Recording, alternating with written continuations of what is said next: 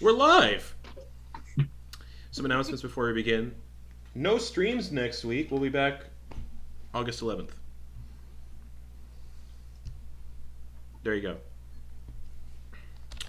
We have a Tiltify, specifically charity of choice, Color of Change. You can donate to it. Look through all of our VODs and everything. You can find the link to do so. It's in chat as well.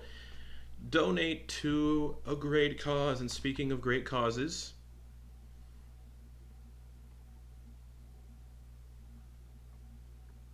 no one play Blizzard games right now. Yeah. Also, Patreon, our $3 tier or more, gets you some supplemental content to your D&D campaigns if you're into that stuff. August's will be something weird, I think. Don't know. I don't know, Justin. I don't know if that's in your wheelhouse to do something weird. Probably not. I don't know if that might be difficult for you. I think so. D&D dating sim. Well, I know what August is going to be. There are hot tieflings in your area. Legitimately thought about that. Oh, man. Speaking of hot tieflings in your area, last we left off... That's right. Last we left off, the party fought a vampiric mind flayer in a bog, killed it, saw that it had a brand on its forehead of a brain adorned in a crown of illithid skulls. That's pretty fun. The party decided to venture down this weird stone platform that had stairs where this creature had come out of, and found themselves in a weird sort of underground hive colony, filled with fleshy sphincter doors, fleshy walls, weird creatures, thralls, and Dax is basically leading the group through this definite mind flayer colony. Yeah, fucking great. We're just having a good time. Fantastic time. I'm gonna die. Killed some mind flayers, killed some thralls, found some weird shit. Basically, that's it. Killed stuff, wandered through sphincter doors. Dax was tempted by some psychic connection that they now have while down here from a weird door to jump into a pool full of tadpoles. But unfortunately, no one got infected with seramorphosis, so that sucks. And the party, again, proceeded some more through this place. Dax needing to find answers and clues. And the party eventually found themselves in a pretty cool place, I have to admit. A sort of massive open cavern that appeared like a silver gray sky, but with beautiful colors drifting through it like curtains. Large pieces of rock and other debris were floating through this space, some of these rocks the size of large boulders. But the most curious thing about this weird little sky was suspended in the center of it was a large sort of sailing ship that resembled a large conch shell with tentacles and all that sort of fun stuff. And there was no ground in this area, and anyone who's in this area starts to float because there is no gravity, and all movement is done with their mind. So before we get started, y'all might want to write this down somewhere, or I'll post it in the group chat. I'll post it in the group chat. Outside of combat, Ven's movement speed, to move here, you get a sense it's pure thought based. Ven's movement speed here is 57 feet, rounded down. It'll be rounded down to 55 in combat, because we use grids now. Dax and Kenna, 39 feet. Because you're at 39, we'll round that up to 40 in combat. Quoin, you're at 30 feet, so no real change for you. Druck, 24 feet, rounded up to 25. Okay. And I will post that in the group chat.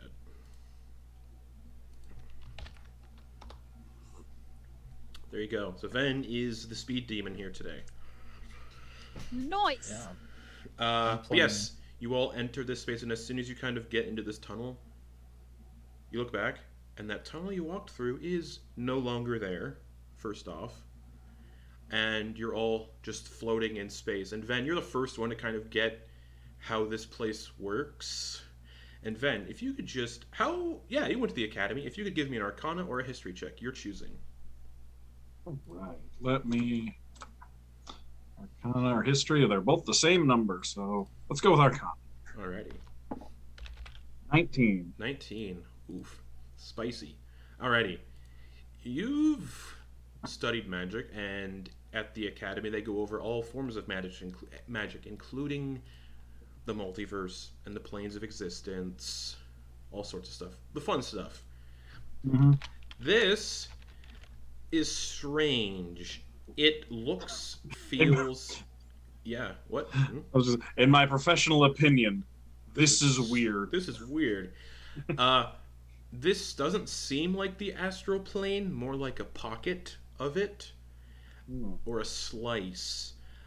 Because of that, the DC you got on that, the high DC you got on that.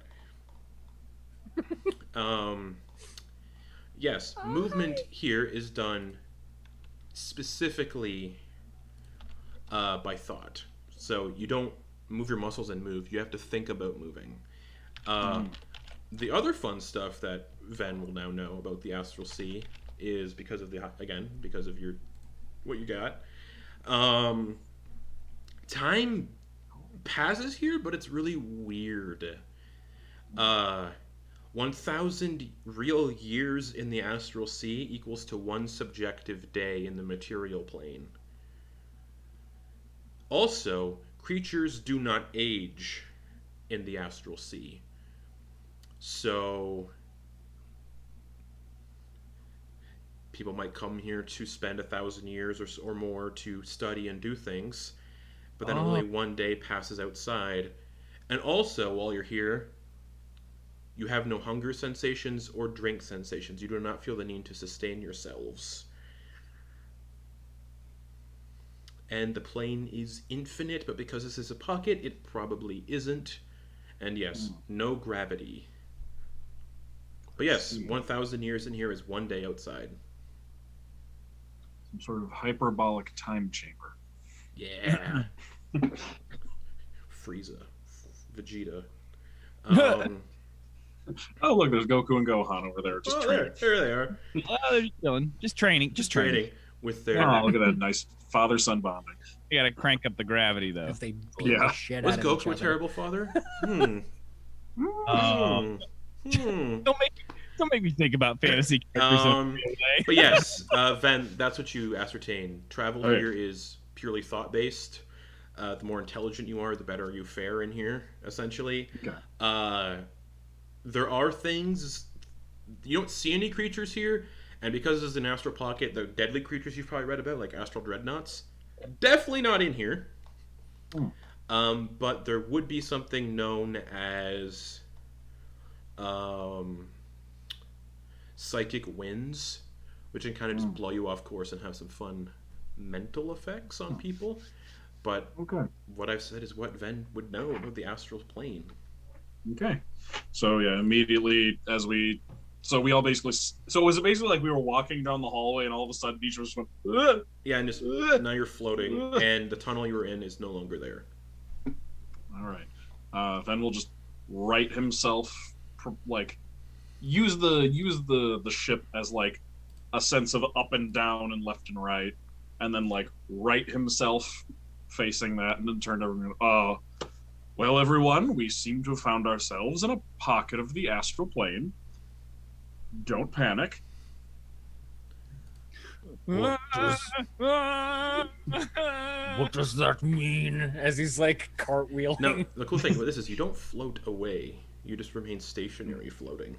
Yeah. Hence rotating. Yeah, hence why the ship in the middle is just kind of like rotating on its axis. The two with the lowest speed are the most panic driven, like but slow turning, like a rotisserie chicken, like just like the ship. Yep. Van just glides over around so we can keep facing the two of you while you're rotating. Just, don't worry, movement is achieved by thought here. So if you just think a movement you want to make, just think it and it'll happen. I want to go. We should leave, yes. We should go back. And you start moving at like backwards. at 20, yeah, about 24 feet every 6 seconds. You just start going backwards and backwards and backwards and backwards and not stopping. Drock just starts getting further and further away. Catch up to him very easily. Stop. And then Drock stops. All right. There you go, yes. So you may notice if you just hear, and I'll just like take his shoulders and kind of help rotate him around so he's facing where we came from. As you can probably see, the doorway is gone. I don't know where it went. Yeah, where the door was is just open space. Open void.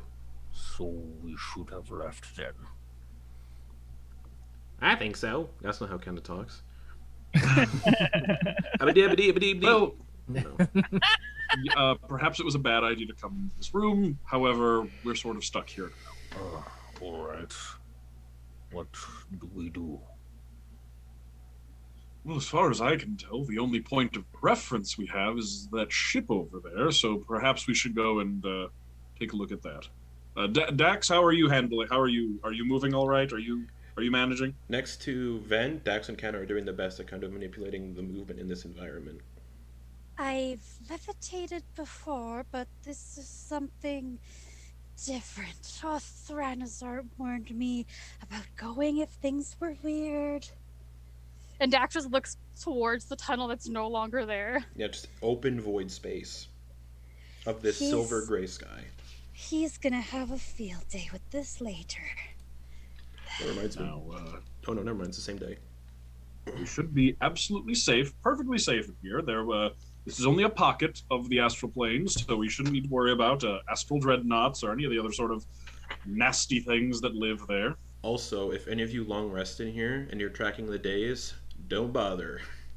1,000 years in here is 1 day outside. Quoin, are you all right? Yes, I think I am getting the hang of it. Very much like Charlie in the Chocolate Factory. Just Oh yeah. Oh, I am in the fart cylinder. Or I guess that's the Family Guy joke. The burp cylinder? Whatever the case. yes, they burp in the movie, and they fart in Family Guy. I'm so surprised. What do they do in Futurama Um. at the Slurm Factory? I don't remember. Barf? Oh, yeah. That was the better parody, by the way, the Futurama one. Mm-hmm. Oh, so good. The Slurm Factory is so good. Anyways, All right. Ven is just like zoom in. arms crossed. It's like arms crossed, like ankles kind of like hooked a little bit, and is just like kind of just like upward, like he's not even facing directions necessarily. It's just like he'll just like move sideways and like up, down, left, right. Yeah. BA. He's got a real Magneto breaking out of prison in X2. Oh, yeah. so good. Super calm, very in control. Yeah. Oh, gross and awesome. Like, yes. This Just is. like we're all like, how the It's like this environment was like made for Ven. Is Like- so there's air, right? Yes, there's air. So Ven is just like floating forward. His cloak kind of billows behind him a bit. Yep. The only things here are basically creatures don't age, or suffer from hunger and thirst, and 1,000 years in the astral sea equals 1 day outside. Okay. So you're like an evil wizard could just come here and. So, this ship looks like the tentacle stuff we tried earlier. Yes, we should be careful. Something could be on it. It's just rotating, or like this sideways. like time of day, we've gone through at least half a day, right? Like in this day we've gone because we You've been down in this colony for like an hour. and then prior to that I think we had what 3 hours. 3 hours? So 4 hours total for today. Yeah, we're we're- maybe at noon. Probably earlier than that. We're not nearly close enough to a long rest, are we? Nope. Oh no. I'm just prefacing this.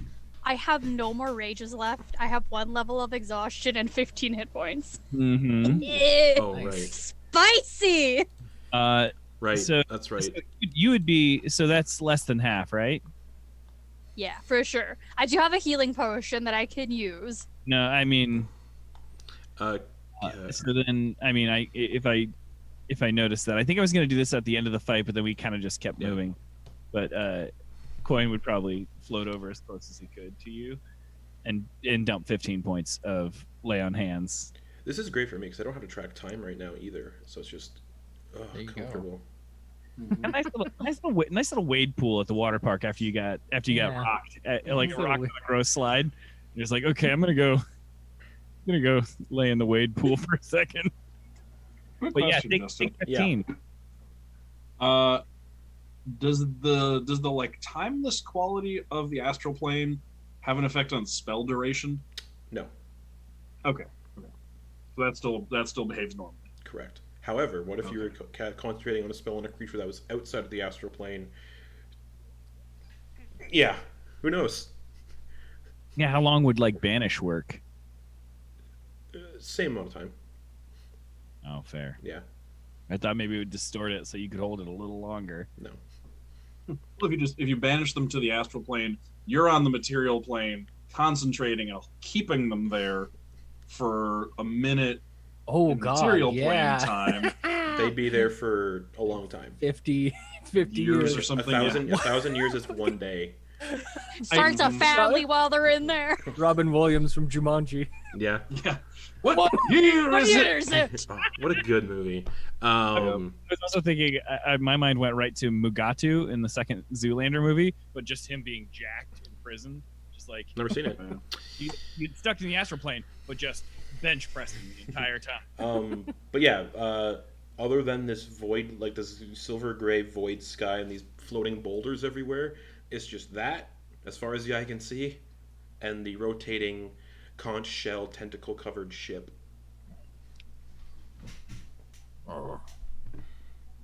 Wait, hold on. I'm trying to keep up with you guys as you're floating towards the ship. There's nothing to hold on to. And you can see Jax is like uncomfortable because she's just like, they're just like, uh-oh, they didn't expect this to be here. Yeah, who would? Like, she's just like, what the fuck? Me. I knew. I would hope so. I'd be confused and concerned otherwise. Who went into my notes? Who did this? Yeah. All right. The ship is a decent way away, so it's going to take a few hours of this floating. Oh, so it's like a dot Yeah, in the but you can, like, distance then. Yeah, but the reason it might take so long is I need someone to roll my percentile dice. Sure, I got you. Hold on, I'll even roll. What is that? The golf The ball? golf ball. The golf ball. It's a 100-side die. How often do you get to roll it? Not often. Come on. Okay. Come on. 41. Damn it. Okay. Van, in the distance, you can kind of see a storm brewing. Ooh. Like one of the ones you've read about, the psychic wind storms. Yep. But not over in your area currently, thankfully. We should avoid that. We should get moving. But getting closer to this strange vessel, it looks completely organic and has the appearance of an enormous conch shell fitted with a sleek deck of purple metal with long, slimy, rubbery tentacles protruding from its forward section. Pieces of this vessel also appear to be a mixture of wood and iron in places that has been reinforced. Excuse me, sorry everybody. By a tough, you hear that in the wind. By a tough chitin. It's rotating slowly and slightly in the space, like around, like. The vessel itself is about 180 feet long, and the exterior deck is fitted with a ballista, a catapult, a jettison of some sorts, like a kind of like a skate potty looking thing, and a large hooked piercing ram at the front. The deck where the tentacles spool out from is an open space, and mounted to the deck is a ballista made of chitin, and at the back of this deck is a double door made of chitin and iron, which is tucked under two higher decks. and the lower of which of these two decks, the two higher decks, the lower of which has another ballista mounted on top. Do we see anyone on deck? Nope. No sign of Completely devoid of life. Okay. But you can see like so you can see like pieces of cargo kind of just like Oh. floating, and it's just debris, more like debris just kind of floating around the ship. Does it um, look like it's operable, or does it look You almost don't really know. abandoned? It looks alien. You don't really know. Okay. But so because it has ballistas, are they placed in a way that would kind of tell someone like Druck? Am I clued in that this is a ship at this point, or does it still just look like some like cobbled together beast? It looks like a ship that's part of a cobbled. It also looks like a cobbled together beast. Excellent. Okay, thank you. I believe I put a So I picture, meant- I put a picture of it in the group Yeah. chat last week. Yeah. yeah. Trying I was gonna say, I imagine as we start going, then it's like, all right, let's go, and just, zoom, Yeah. and then like That's has gone. to turn around, like, oh, sorry, like circle Yeah. back. So in this kind of environment, you're probably going the speed of Druck. Yeah. 25 feet or 24 feet. 25 in combat. Just- You look back at Quoin dog paddling. Hence why it takes like 3 hours to get there. Yeah. I was looking at- Druck is just like ass over tea kettle, but still trying like Con thinking save. about that. Con save. Okay. Majestic. Yeah. Not bad. 17. Okay, you don't vomit and that doesn't float in space. Just He's just got this deadpan look on his face. I hate this place. Druck, who has not had a life of magic thrust into this environment, is very funny. He's been hating this place since the first combat of last session. But that yeah, was there's the doors on the deck, and then there's the two upper decks, which also have sphincter-like doors. Oh, more sphincters. More sphincter doors. Also, all the doors that you can see on this thing are, or at least where you are currently, are all sphincter shaped. what do you guys think of the name of the ship? What do you think? Frigatestein? Like a frigate and a Frankenstein, but you smash them together. I like it. Yeah, I like it. No? Anyone? Mm-hmm. Who's Frankenstein? I like that accent and that question with that. Hey y'all, who's Frankenstein? Oh, he's the monster. Yeah, is he the monster, or is he the man? But you know what? Hey, here's the Or thing. is the man the monster? The man's That's the what monster. I'm saying. Like, really, let's break it down and really talk about but he's like a doctor, so he's like, he's got money. So is it really that bad that he's just, taking bodies and cutting them up and stuff? I don't know. Just something I think about sometimes. Who's the real monster? No, yes. there is the monster mash, but I know Alright. how to make a better All right, mash. you've got three sphincter doors. So do we have the 3 hours pass? Do we Yes. fly over? That's when you get Uneventfully? like, Okay. yeah, uneventfully flying over, except for Druck, who's kind of just like. Just like continuously keeping his face like in the right direction, but the rest of his body just like will not behave. Pretty much. Yeah.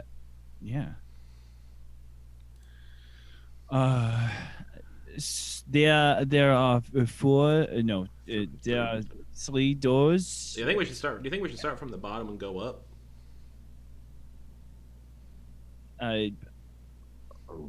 Dax, what do you think?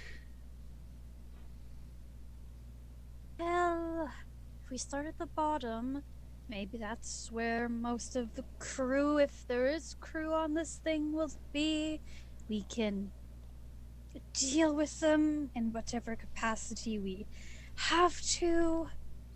Wait. Don't we want to avoid them? Yes, Druck, I don't want to get into anything here. I am not feeling the greatest, but I feel like we would have encountered the crew by now. I didn't think we were gonna encounter this down here, Kenna, so Right. I'm just keeping my guard up. But I do agree with you. Let's go through the bottom. Okay. Through the door on the main deck. All right. While you're in this thing, you're gonna have to float through it while it's rotating. So it's currently like rotating. So it's like oh. With Ven's proficiency with movement, can he just like land on the deck and then just like keep imagining just like a slight downward motion to give himself gravity? Intelligence check. Okay. Nat 1. Nope. You try to do it and you just tumble out of space like a little bit. Just Oh dear. Okay. Okay.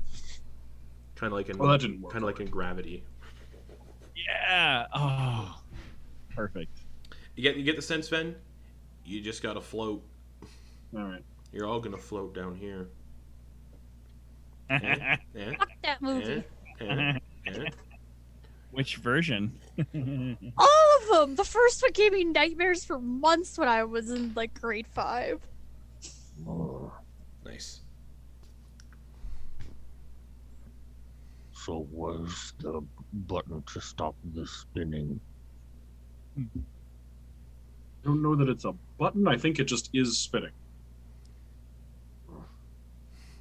I think if you want to stop spinning, we will need to form a daisy chain of sorts and maybe use And then go Ven speed.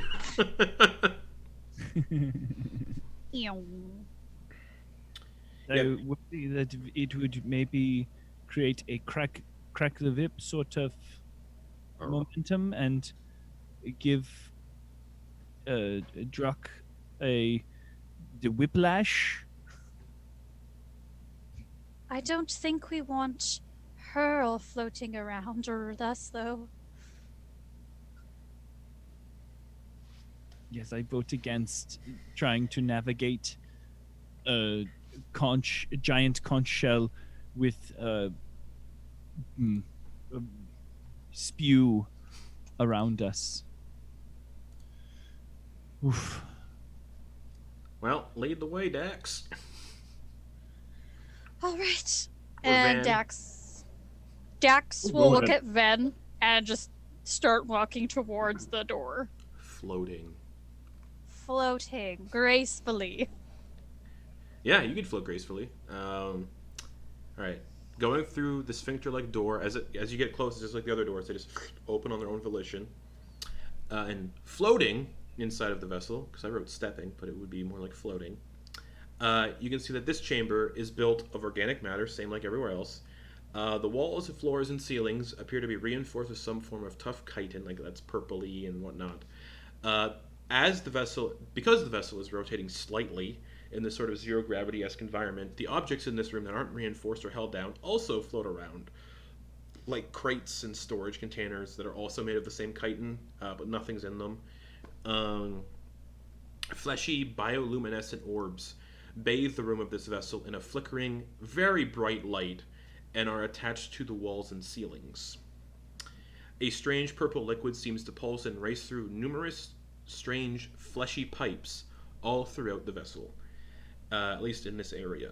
And attached to the walls in this chamber are 3 sets of chains and manacles designed to hold large creatures, it looks like. A staircase rises to the next deck amid crates, barrels, and broken bits of equipment, and at the back of this deck of this chamber are 4 sphincter-like doors. Dax looks towards Ven and is just like gestures towards like the doors, just kind of like this, as in like a which one should we try? Well, perhaps we should try and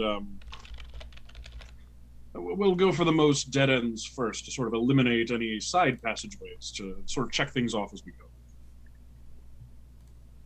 Dax will go to the first sphincter. I'm a child. All right. As it opens, beyond the sphincter-like door is a small chamber in which sits a 10-foot diameter crimson translucent crystal sphere that is frosted over from the inside. Grower. Jax will just take a step forward. Okay. What's your passive investigation? Probably garbage. 11. 11? Okay. There's some form of shape inside this sphere, but you can't make it out. Then, Yes. you are more inclined towards this sort of thing. What is this? Oh, let me take a look. What's your passive investigation? 14. 14. Inside looks like a dead mind flayer that is in perfect condition and is covered in frost. Interesting. This seems to be some sort of freezer, some sort of refrigeration unit for a mind flayer corpse. And there's like a chair in there as well, like it was sat down when it went in here. That's unsettling. So do we break it? Smash it? Well, it seems to be docile for now. I don't know that doing that wouldn't wake it up. It also seems like it was done. This was not an accident. Like it was done on purpose. Like the person inside it said, I'd like to be a frosted little icicle, and I welcome this cold nap that is coming to me. That's what all of the, in my very cursory assessment has come to. But if anybody has any other theories, that would be more than welcome.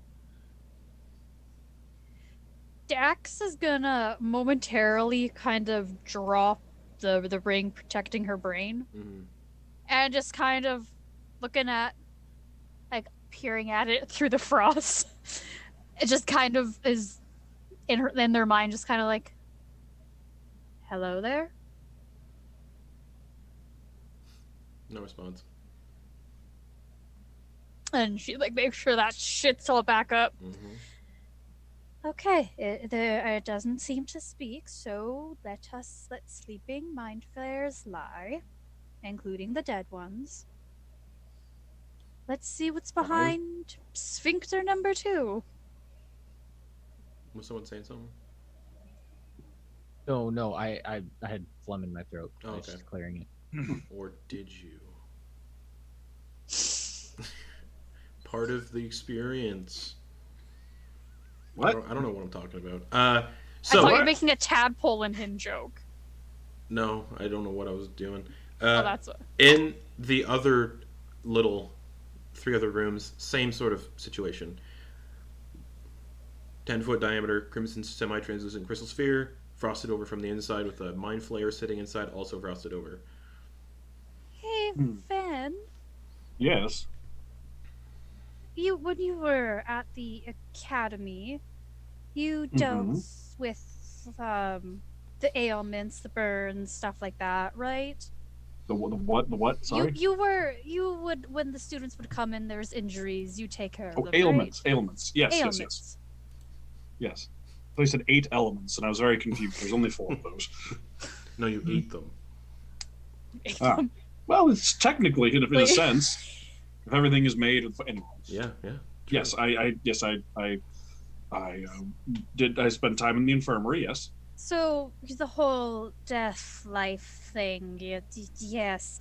I don't know if you see where I'm going with this. Do you think they tried to freeze themselves? Potentially. I mean, they're frozen, and it seems to be intentional. Like some sort of stasis? You wouldn't know what stasis is. I don't know what the right No. word would Well, be.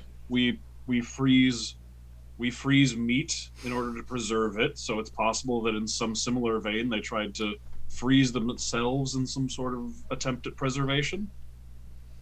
Just because there's the 4 of them, right? That can't be just a happenstance. Hopefully they weren't put here in order to further the emotional character arc of a man in their story. That would be terrible. What? Because then they'd be fridged. Oh, right. Yeah, Oh, I get it. They're in a Oh, bad joke. Anyway, that took me a minute. I get it. You get a d20 of de-inspiration. Oh, okay. So at some point you'll tell me to subtract a Yeah, d20 no. from something. Makes sense. That'd be Perfectly fun. reasonable. That'd be fun. Yeah. That sounds like a good mechanic for a one shot. I'm writing that down. Please do. But yeah, 4 of these mind flayers in frosted over crystal spheres. And you can call it unspiration. Nice. But so you said 3 in spheres or 4? 4.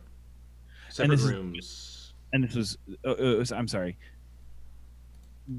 This is after we've gone through one of the doors, Yep. and now we're in a 4. Yep.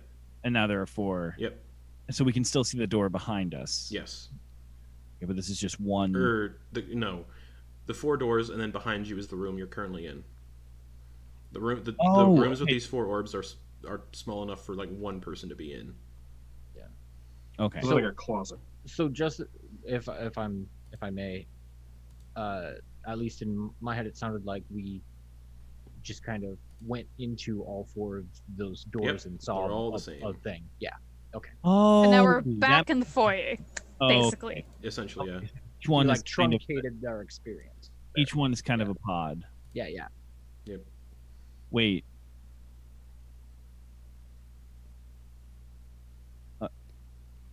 Beyond Are the we- sphincter-like door is a small chamber in which sits a 10-foot diameter crimson semi-translucent crystal sphere that is frosted over from the inside. Inside each one is a frozen over mind flayer.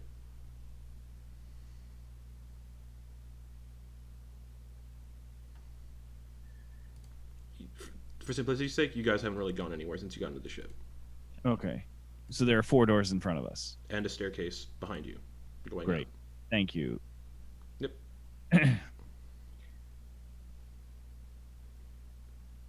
So do you think that they expected to wake up at a later... God, it's so French tonight. Oui, oui. Do you think they're expecting to wake up? It's so French tonight. Late after. Say Bahamut, see if that gets you into it. I'll let you guys talk. I'll figure it out. Say Wiener Schnitzel. Wiener Schnitzel. Stable.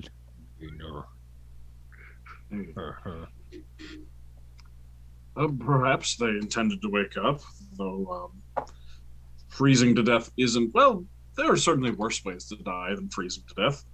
Yeah, From what I that's- understand, it's relatively peaceful. I say we figure out how to kill them or leave them and move on.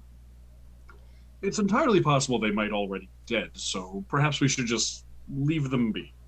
I tried to communicate with one of them, Druck, and it did not respond, so I'm assuming that means their consciousness is no longer in those bodies. I've tried to communicate with lots of people and they haven't responded.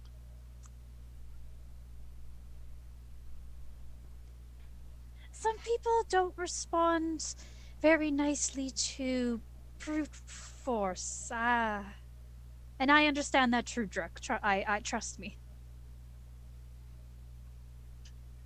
Well, I suppose we should move on then. Where to next?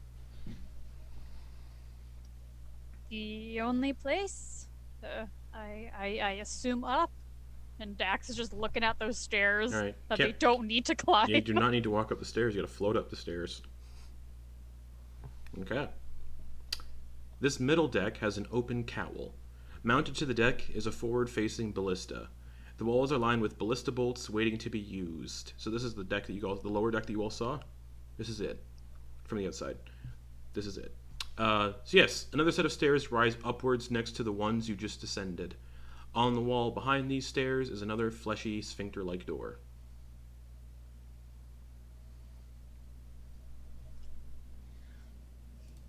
Going towards the sphincter. Name of your... Really? Nope. Um, name of the episode. Going towards the sphincter. All right. Forget go towards the light, go towards the sphincter. Yep.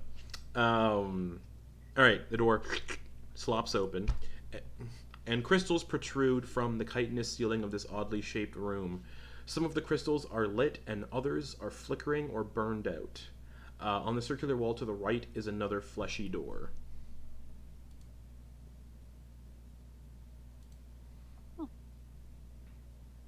Dax is just looking around at like the flickering lights, just like, oh,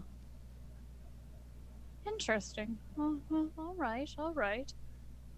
And Dax just kind of like looking around, like, there's no one here. Like internally, just like, okay, okay, this is fine.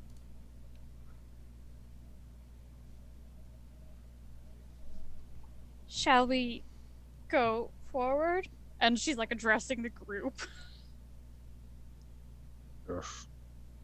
Yeah, yes. Dax is gonna slowly approach that door. Okay. This room contains a 5-foot diameter sphere of shiny black metal with small transparent hexagonal windows. Sharp metal tines resembling grasping claws protrude from the nearby walls and ceiling, stretching towards the sphere but stopping short of it. Along the walls are low-mounted control stations studded with knobs and dials. We found where you steer from? Dax is gonna get a little closer, just looking at like the You don't know, claws yeah, and you just. don't know what any of this is. But there's like light coming from that sphere. They'll approach it and just kind of like. What is this? Just looks like there's something emitting light from inside. Does it look like a solid sphere? Or does it look like Starlink. all I heard was Starlink, god damn it. Yeah, you keep cutting out. It looks like a 5-foot diameter sphere of shiny black metal with transparent windows. Getting closer to it, can Dax just like peer through the windows? Inside is a very brightly lit purple crystal.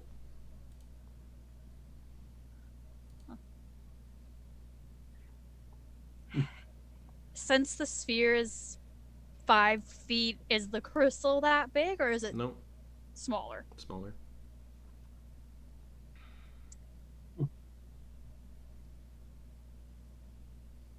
Then, Yes. do you see that? The crystal? Yes, it's very bright. Have you seen anything like that before? Nope. I've seen crystals, but Yeah. this looks unique. Should I try to grab it? Isn't it completely enclosed in windows? Yep. I think you would have to break the glass, and I don't know that that would be wise. That is. We could break the glass. That'd be the easy part. But let's leave that idea for now. It does appear to be important. I can't imagine this is just storage for it. I assume it's doing something. This thing is a ship, yes. As far as I'm aware, that is my working theory, yes.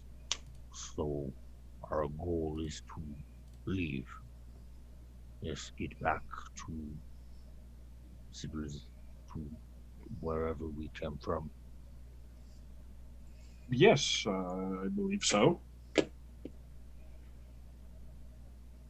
Can you do that? Potentially. Druck's just looking around. He's done with this place. I freaking love it as a player. I think this is so freaking cool. But Druck is just like,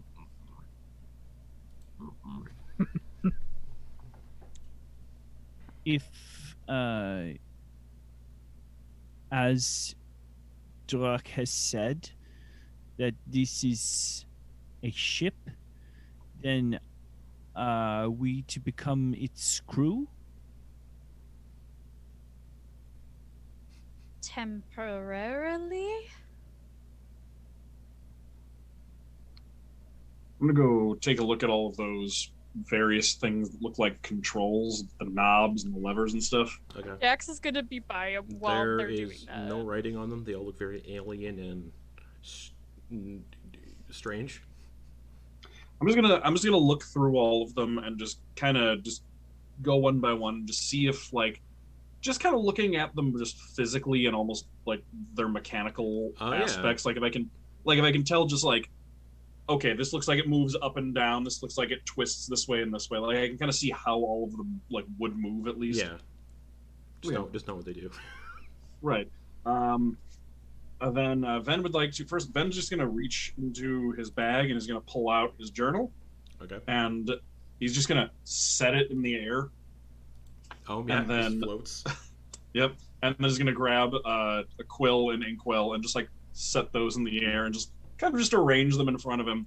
And he's gonna go, all right, brace yourselves, everyone. I think we should just try these out, take notes, and just see what they all do. Wait, Ven. Yes.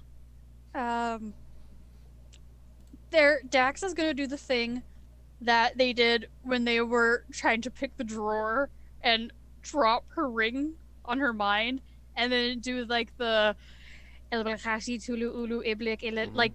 like say that whole thing again. Nothing happens.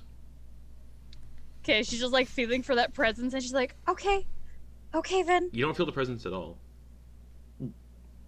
is there anything that looks like a handhold? Something to, because Nope. Ven said hang Nope. on. He's just gonna grab the nearest thing. Okay, you have sharp metal tines with grasping claws. That's about Cool. He's hanging on to that. it. Okay.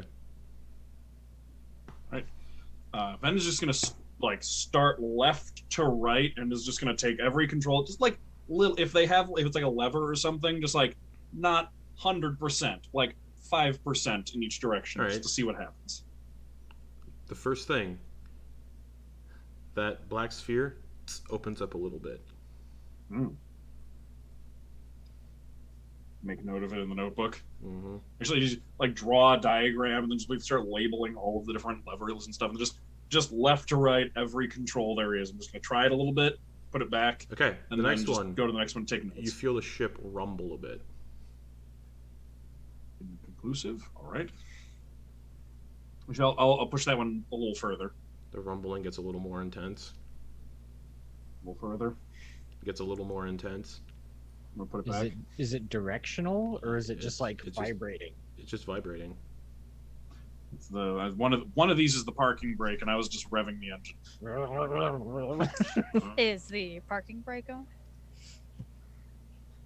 There's just an e-brake on the floor. Everything else is alien. It's just... All right, next one. I need everyone to make dexterity saving throws as the gravity comes back on Oh dear. inside the ship. Oh, fucking mint! And Sweet. you would all be like 10 feet in the air, kind of, based on like the rotations. So everyone needs to make dex saves so you don't just like. Eat it. Yep. Okay. Kenna got an 8, so Kenna face plants and takes. 9. Ven, you also face plant. Not enough to take damage, just. Okay. Yeah. My inkwell. Yeah. 11. Your ink Oh. well. Quoin, you land on your feet. 11. Land on your feet. 18. Land on your feet. No more moving by thought inside the ship. But yeah, Ven, your ink will just. And you can hear everything downstairs that was floating. Bang, ba-da-dong, bang, bang, bang, da-dong. like a drum major tripping through a percussion section. Basically, yeah. I'm gonna switch that one back. Okay, the gravity goes back to being none. Ven, why would you do this? Why Ven, would you do this thing? The ink is kind of like lifting off the floor and just like floating. please. I'm just gonna take my ink. I'm gonna take my quill. I'm just gonna dip it in Yep. one of the like floating globs of ink, and Yep. then put the book back where it was, and then write down what that one does. Okay. Sorry, everyone. It's easier to reach everything if we can like float around as demonstration. And that's the gist of everything. Shrug, yeah, are you that's- okay? He does a full body eye roll. I roll in the bot. You just go back to follow it. Hey, you're getting the hang of it.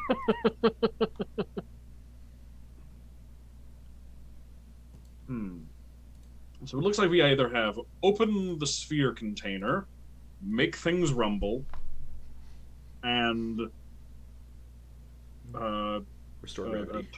turn on falling down. Open the gates! I suppose I'll go back. Yeah, I'll open the sphere container. All right. It opens fully, and there is a fist-sized, glowing purple crystal that's hooked up to like mechanisms. I don't know if we should touch that or not. That could be a more precise control mechanism, or that could be the power source, or that could be any number of other things. Dax is gonna go up to it, Mm-hmm. just kind of looking at the thing. Like, That's a purple okay. crystal that's emitting Purple crystal. light. It's- I am so happy everything is purple because Mind Flared, because that's her whole aesthetic. Yeah, obviously. And Dax is just it's gonna emitting take- radiation. Her. just you are now dying of radiation exposure. Welcome to Fallout shit. campaign. Gotta get those rads down. Red X. Surprise! This was a post-apocalypse campaign. So what's Dex doing? They were just going to, like, they're kind of like tracing their finger along like the things that are going into the crystal, Mm-hmm. and they just kind of like brush their finger across the crystal. Okay.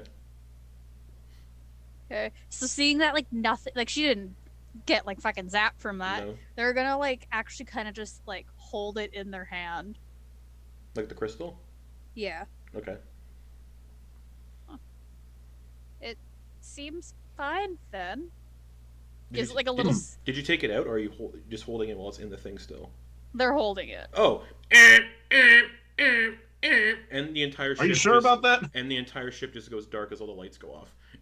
Put it back. Put it back. Put it back. And Put it back. you can hear commotion from upstairs.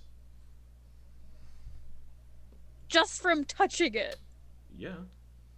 Well, you said you said were you holding pulled it it, so you out. took it out. Yeah, you see you're holding No, it, I so you would've said pulled it I out. was squished it like this. But you were like this, though. Yeah, you said I'm holding it.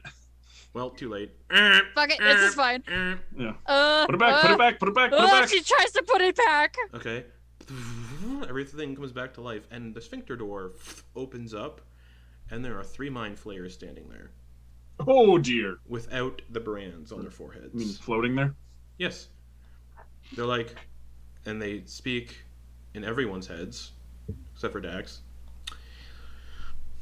What are you doing here? Why did you take out the propulsion crystal? Are you here to kill us? He's Are just they- looking at Dax. Are they speaking to you? Yes. Yes. Dax oh, will drop the ring of mind shielding for Okay. a moment. Now they speak to you. What are you doing on our ship? Why did you mess with the They don't say our ship. Why are you here? Why did you mess with the propulsion crystal? I did not mean to. We're trying to get back to our home. So are we. You could have sabotaged our plans. I apologize. We are just trying to figure out how to get back. Oh no, wait, these ones do have the brands. Oops. Well, where did you come from? There was a tunnel entrance, You're in and our we hive? passed. Well, not our hive. The one we stole, or borrowing. Did you kill our hive mates? Can Druck like try to stealthily get his crossbow ready? Sleight of hand with a really high DC because they're standing right in front of you, in front of the door. Oh, if he doesn't look like you guys he have can like actually you do guys that. you got they're then- like based on the layout of everything, they're like 10 feet in front. Oh, only 10 feet away. Okay, Yeah. yeah, I guess I'm not This is gonna do that. really narrow situation. All right. Never mind then. Forget I said get that. Okay. We apologize for trespassing.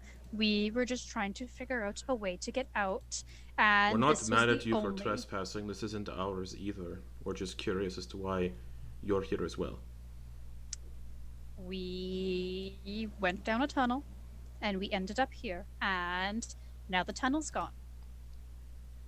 Yes, we noticed that as well. How did you get down here? The same way.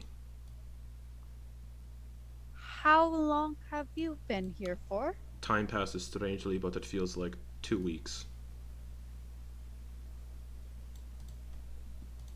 Allow us to introduce ourselves, so we're friendly. I'm Sven Chen, this is Tobelux, and this is Sardsult.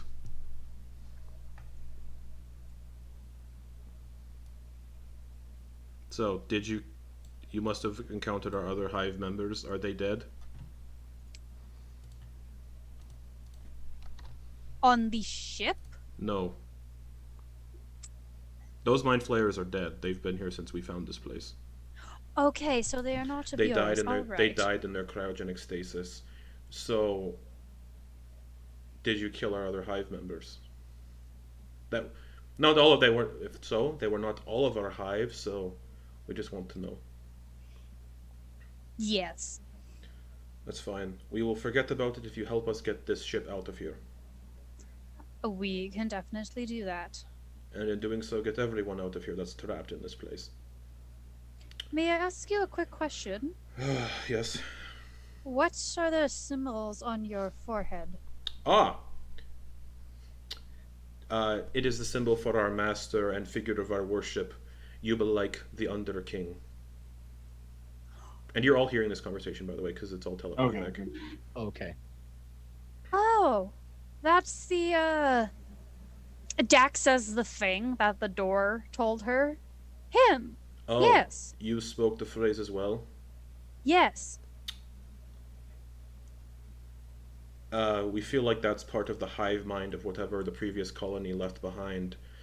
So technically, we believe you are connected with every being in that colony. Meaning, anything there can reach your mind regardless of barriers. Including the ring? Yes. Oh, shit. Yeah. But that's all we know. The colony was abandoned when we found it. The only reason we came down to the colony was because one of my associates, friends, they don't Oh. want to exactly say. But you are connected, and one of them did open the door too. Oh, Thranizarth. Yes, Thranizart. What did they say? They mentioned there were merchants that had been Yes. They had been killed, Yes. but there was some sort of rumblings there might be another entrance to the Underdark. Not here.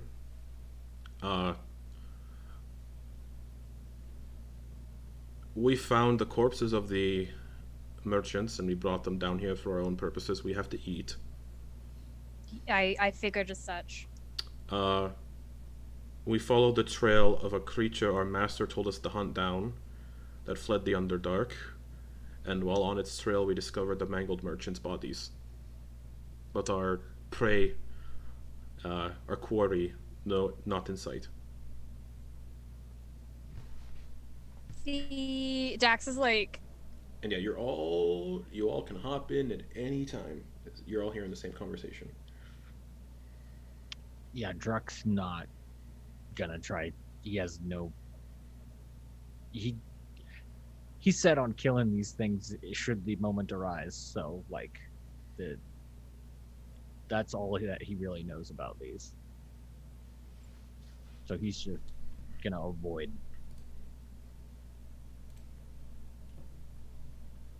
So the brandings on your forehead, Mm-hmm. they were self-inflicted, or Self-inflicted, yes. that's what your master wanted you to do? No, it's how we show our devotion. We chose it ourselves.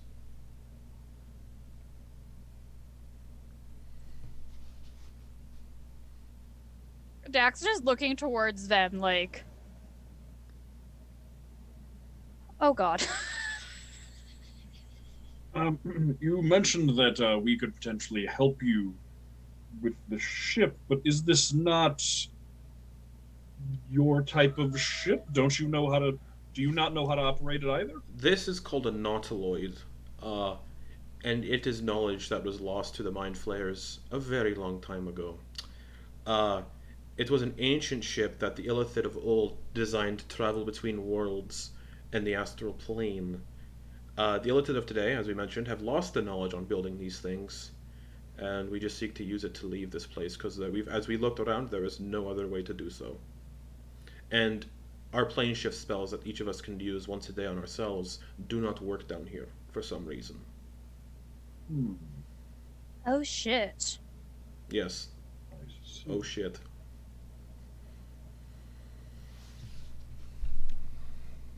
When was the last Well, time the three of you've eaten? Recently. We said we took the merchants that we found. But in here, there is no need for hunger. Yes, that. So there's no need to eat.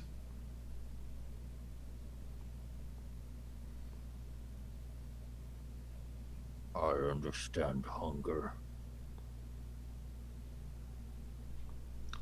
Alright. So will you help us? It's the only way you can leave. Of course. Well, Seems like it. Yes. we've been doing repairs on everything we can find here. It seems like this thing crashed, but we've been repairing it over the last couple of weeks here. It's just missing the helm on the bridge. We could take you to the bridge. You can get a better look of the place. So you can get a better idea of what we're dealing with. Oh, is this not the bridge? No, this is the propulsion chamber. Is that not what a bridge is? No, the bridge is a little different.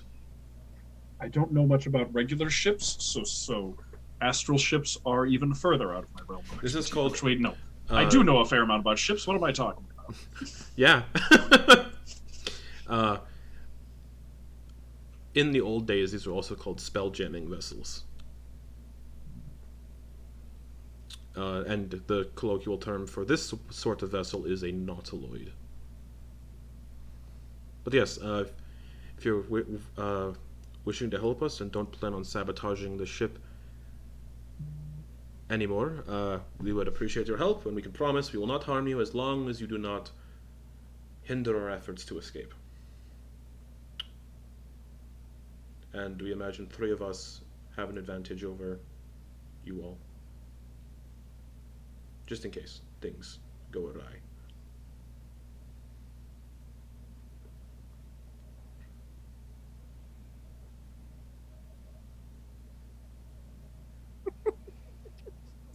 All right. Awkward silence after that statement. Now, we saw We that are in no condition to fight back at the moment. now, it seems one of you restored the gravity for a second. It sort of broke things a little more than we were planning on. And the Mindflayer kind of like drifts past and activates the gravity again. Just so walking around isn't so cumbersome on those who can't levitate. I was having an easier time moving. Outside of the Druck's hair ship, just goes. outside of the and ship, you'll be fine. Yeah. But yes, follow us to the bridge and we'll show you more of what's going on.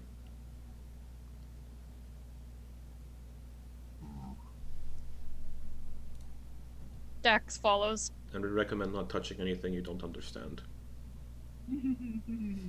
Then you'd better turn the floating back on. No. And the mind flayers start one by one going up the next set of stairs. All right.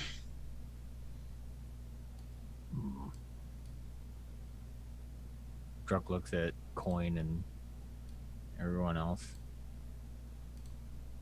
Are we really doing this?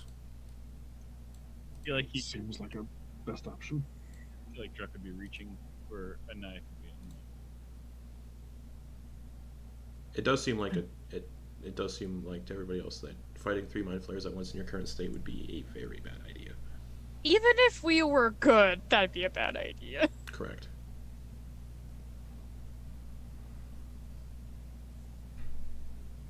So, I guess lead the way. I am out of any sort of element here.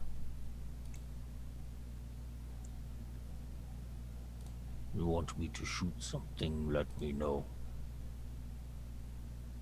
I think right now all of our interests are aligned. They seem to be just as stuck as we are, so we want to get out of here. Even if we were to kill them, I think they hold a lot of the knowledge about what will help us get out.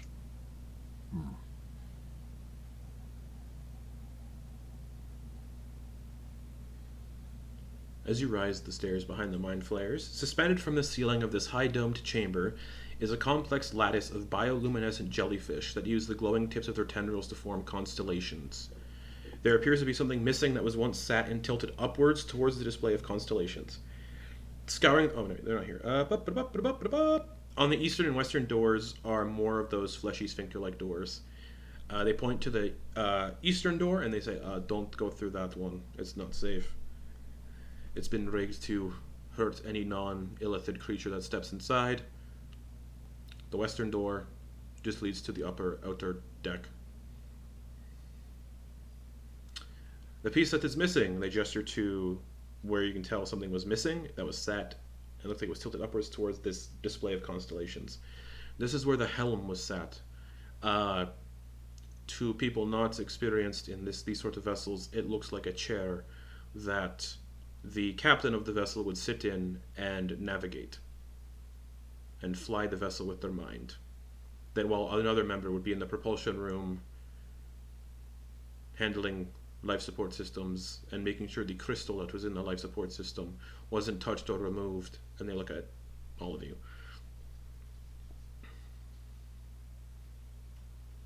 Didn't we find one of those somewhere? No. Am I thinking of Beneath the Tide? Yes. Okay. Yep. I just reach back into our previous characters' inventories and Yeah. just pull that out. Yep. That'd been helpful. Yeah, you guys found a spell jamming chair in Beneath the Tide. Yep, that was okay. That was Could have put it on your Sounds like- ship, and you could put it on your ship, and it would become a spell jamming pirate ship. Holy yeah, but then we would fuck. have derailed the campaign Yeah, even and it more. would have been cool as fuck. Just screw Asmodeus. He can have the. We're going to space. He can have the field plan. We're going to space. We're gonna Space Jeff Bezos campaign! this shit. But they're like, yeah, it looks like a purple chair with blue orbs around it, and the captain would sit there and pilot the ship telepathically with their mind. And you need and only an illithid can pilot a nautiloid. It would in this sort of manner. If it was a different sort of ship, you wouldn't need an illithid. But And do you have any idea where that chair might be? it probably broke off in the crash. It was probably floating in the void space somewhere. I see. Now, we don't think it's like the actual astral sea in terms of it being infinite, so it has to be out there somewhere. So you want us to go out there and look for it then? Yes, if you don't want to be stuck here while we continue to do the repairs. Mhm.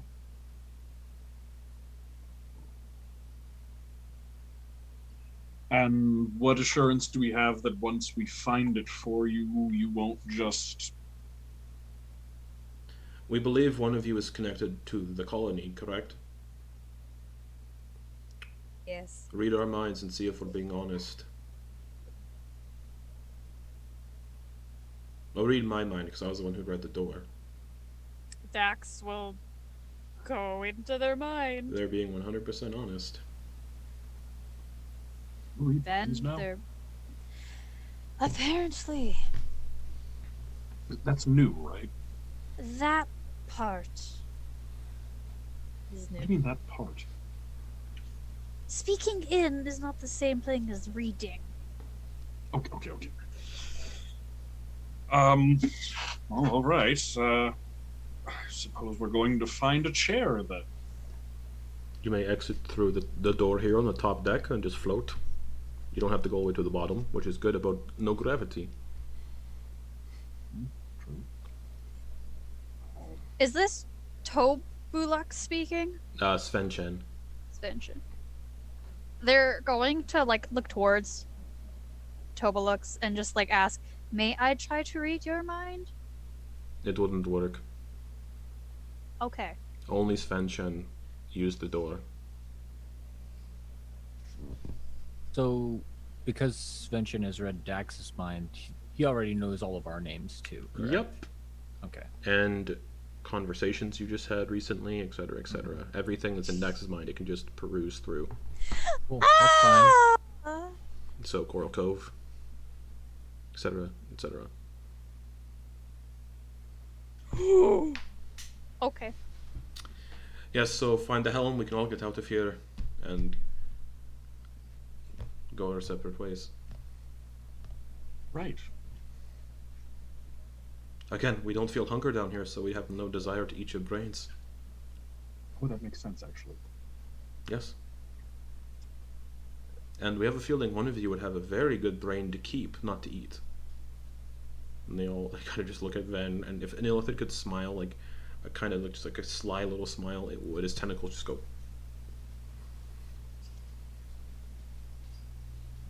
You're muted, Garrett. Well, let's go look for a chair then. I'll just right here. Yes, go up to this and just step out the door. All right, and yep, near the exterior railing of this deck sits a heavily fastened pintle mount for a telescope, where a telescope also sits.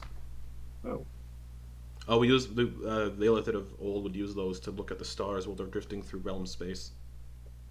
Or it wouldn't be called realm space in my world, but yes. would one of you with better eyesight than me like to look through the telescope and see if you can spot the chair from? We've tried that already. You can take the telescope with you. I'll take it. You know, you detach the big, massive telescope. It's like 25 pounds. Not in here. It isn't. Yep, nope. And it's like your carrying capacity is still a thing. 25 pounds, Is and it? Yeah, and it's like 6 feet. Oh, because yeah, it's. and it's 6 feet long. Suppose that makes sense. You can't just like attach backpack straps Correct. to the nautiloid Yep. and then just like fly with it. Correct. Yep. 6 foot long telescope. That's pretty cool. So, does it actually telescope? Can I make it shorter? Nope. Okay. Put it in the bag of holding. If you need to store it. It would For now, I think just we should fit in the use it. bag of holdings opening. So yeah, you could put it in. Oh, is it that wide? Mm-hmm. Oh, So it would just slide in.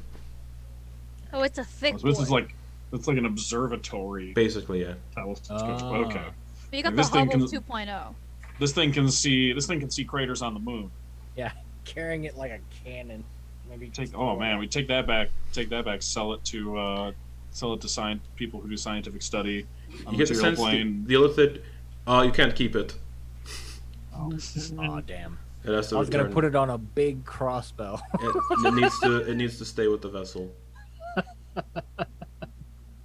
We have other things you can have if you help, but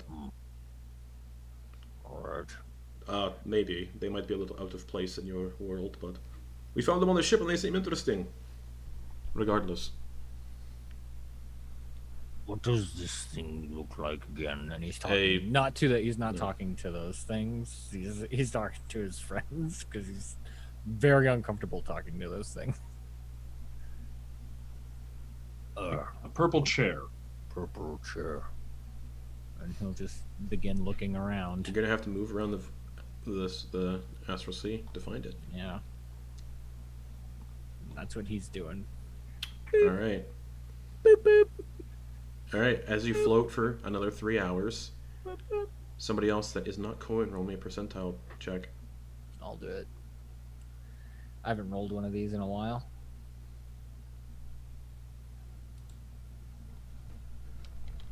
43. Alrighty. The percentage did go up, so that alrighty. There's a sudden and severe rapid darkening of the silver gray sky. You've been traveling 3 hours, so you're away from the ship.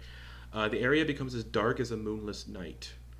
As the sky darkens, you all feel buffeting and shaking, as if this entire plane, this place itself, was rebelling against the storm. And I need everyone to roll me intelligence saving throws. Oh dear. I have to write down who succeeds and who doesn't. Paper. I need papier. I don't have any. Papier. Ven, I imagine you succeeded. 21. Yep. Coin. 18 even. Okay, you're good. Druck. Okay, Kenna and Druck fail. 3. Dax. 18 plus 1. Oh, Alright. 19. Who wants to roll me the first d20? I'll do it Okay, with my Dax dice. okay. That's a lucky number 13. 13. The psychic wind blows you all off course. I don't know. We had a course? It's gonna blow you off further from the time it was taken. So you traveled for 3 hours, and just to get an estimate of how far you're blown off course, 22 hours off course. Oh, Lord. So that's how long it's gonna take to find the chair now. Yeah. Also, who wants to roll me the second d20? This is the one for the people who failed the intelligence save, so Druck and Kenna. So anyone can roll me a d20. Decide your friend's fate. Sure. Listen. Be gentle. 14. 14. As you get flung by the psychic wind, Druck and Kenna both take 8 psychic damage. Ow. So one of the more desirable outcomes. Just a migraine. So you're all just flung into just a far pocket of the Astral Sea. Of this Druck astral at this pocket. point is just rigid with his hands and fists as he gets tumbled around. And as you do, you see a corpse just kind of floating through this place of an illithid that's kind of like bisected and also covered in frost. Oh. And nearby you can see what looks like the same kind of jettison pod you saw on the deck. Like when this thing crashed, it tried to like eject, and it did not have a good time. It's all dented, the glass is broken, looks like it probably hit one of these floating rocks and just got... Yeah. So this one doesn't have the... It does not. And it's just floating, dead, bisected. Its lower half floating in the escape pod. So that was 3 hours, but 22 hours off course. Well, that could have gone better. Did anyone see the ship? Nope. Wait, can we use the... what if we use the telescope? Oh, we had to leave it on the ship. No, you could take it. I said you could take Right. it with you. You just can't keep it. Oh, okay. So you have the telescope. Ugh. You're blown 22 hours off course. The ship is nowhere in sight. Great. I don't see it. Do we have like a compass or a map, or is it intuition that we're flying by? This is intuition. The compass would just be not working here. Map would not be working here. We aimless, and now we're just picking a direction and going. Hey, Uh, Tenna, Yeah? do you think you could make Quoin a lighthouse? I have a better idea. You don't need light here. Bonus action. Kind of summons her mom. Take us to the chair we're looking for. Like in the direction. Oh, that's right. And her ghost mom just starts immediately flying upwards, unimpeded by boulders and debris. But the ghost is also affected by the thing here, so its speed is... Druck, what's your intelligence score? 8. Okay, so this thing flies at 30 feet. Instead of... Normal movement speed for the ghost, then. Or no, I can 10, keep up this 10 feet time. lower, so it's just going at 30 feet. The ghost moves and dashes, moves and dashes, moves and dashes, until it disappears in like an hour. Just straight up. Oh, let's all follow. Okay. Let's follow. Druck's lagging behind just a little.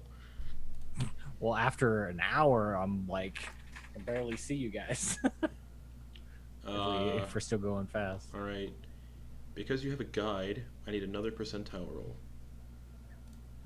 I'm not doing it. Do it. I'll get the golf ball. Use the golf ball. Yeah. On the plus side, you're not aging, you're not getting hungry, and you're not getting thirsty, so no normal kind of not eating. But there's still travel exhaustion, but you're not really walking, so you're just floating. So no travel exhaustion either. What's up? I hope you're all ready. I hope you're all ready for the sexiest number. 69. 69. You do not encounter any more psychic winds for the 22 hours it takes you to get to the helm. And because there's no travel exhaustion here, we do eventually get to the 24-hour mark where you will need to take a long rest. So we're going to fast forward to the time when you need a long rest. Yeah, which will be Late. yeah. So yeah, But time doesn't pass, so time doesn't change, so I don't need to track it. Maybe we could be like the otters and hold hands while we sleep, so none of us float down a mined river. Well, what if we take? Does anyone got pythons? I do. We could find one of those big floating rocks. We could all lay on it and put pythons through our clothes, and we could just be pinned to this rock as it floats in space, because they don't really move and go anywhere. They float in their axis, kind of thing. They don't look like they drift. Well, do we need to lay down on anything, or could we just float and sleep as long as we're attached together? We could probably do that. Oh god, that'd be the worst sleep ever, I think. Would it? Well, there's no sense of up and down, though, is the thing. You're just weightless. True, It's like yeah. you're just floating. Like well, a deprivation, sensory deprivation tank or something. Oh god, you wake up from a nightmare. Mm. Oh, fuck. Okay. Yeah. yeah. So who has a rope? I do. So 22 hours is going to be milliseconds, Mm-hmm. if that. Well, practically, if we come through the same door that we went in, we're practically smacking each other's asses on the way back out.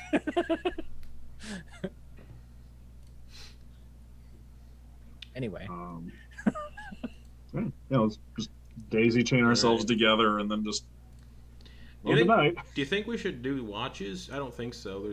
They said there's nothing else here. 1 second. What's what you said, Van? You said it wasn't big enough for Astral Dreadnoughts and.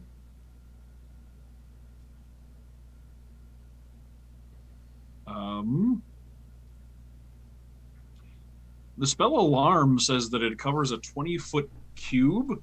So you could put on the rope, or around you guys. Yeah, just a A floating net. cube around us. Nice. Yeah, so anything Okay. gets within that radius. Okay. So I'll cast alarm as a ritual, Okay. and just a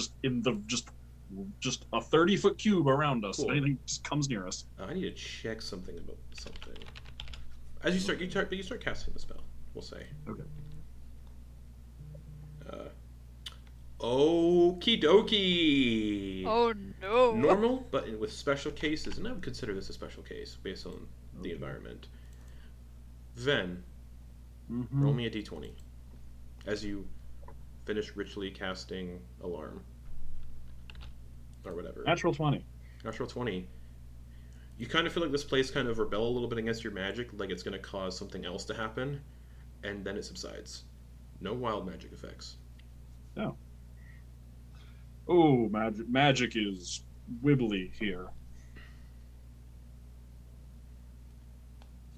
So keep an eye on that. Is wibbly another term, book term, magic?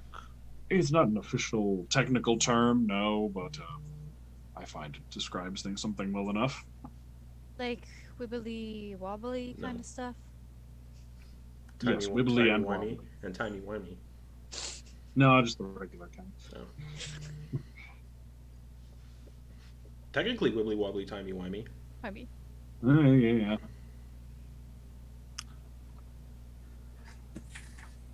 Sleep. Right? Yeah. Yeah, you don't need to do any watches, so everyone gets the benefits of a long rest. And you wake up and no need to change the day because the day is still the day you entered this whole place in. So, because this place is the Astral Sea. That's why the Gith get the fuck out sometimes. Yes, that's why their children are raised in enclaves on That's the right. material plane That's right. because they don't mature. That's on right. the ast- No- in the astral nothing plane. here does. Yep. so question. Mm-hmm. I got my rages back and everything. Does the sending stone now work again? It does, but you're on another plane of existence, so it's a little different. Okay. No. Because there's a new dawn hasn't happened because there is no time passage here. So no. No dawn. Anything that recharges at a new dawn does not recharge. Oh, okay. Thank you. We have 1,000 years for that to recharge. Correctamundo. Boy. Yeah, because there's no time passage really. So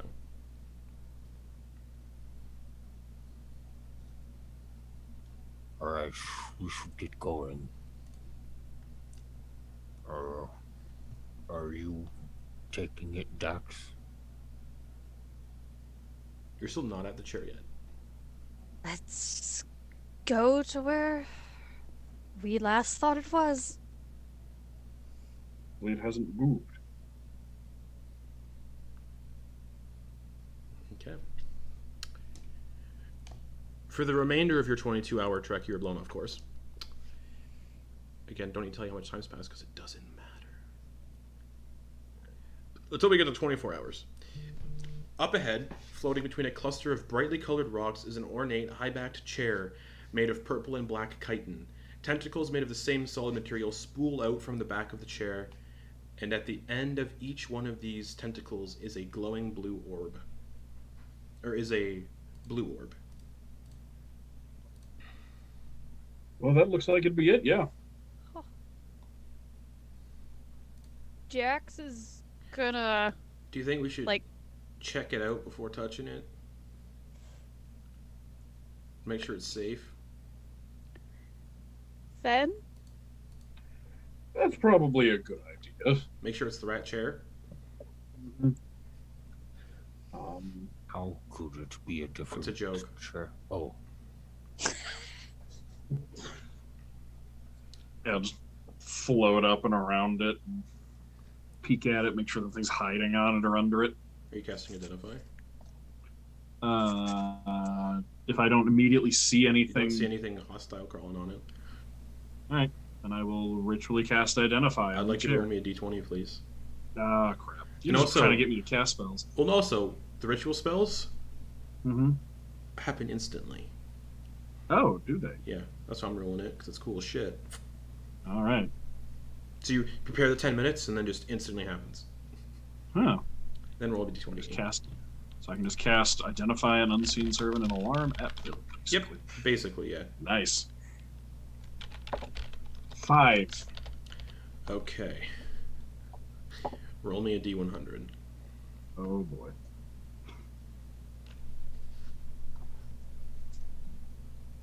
If it's fireball, peace out, guys. 56.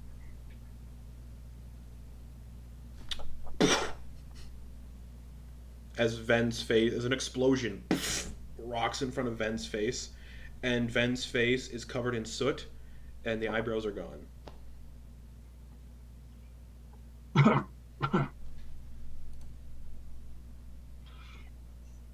Oh, that'll happen sometimes.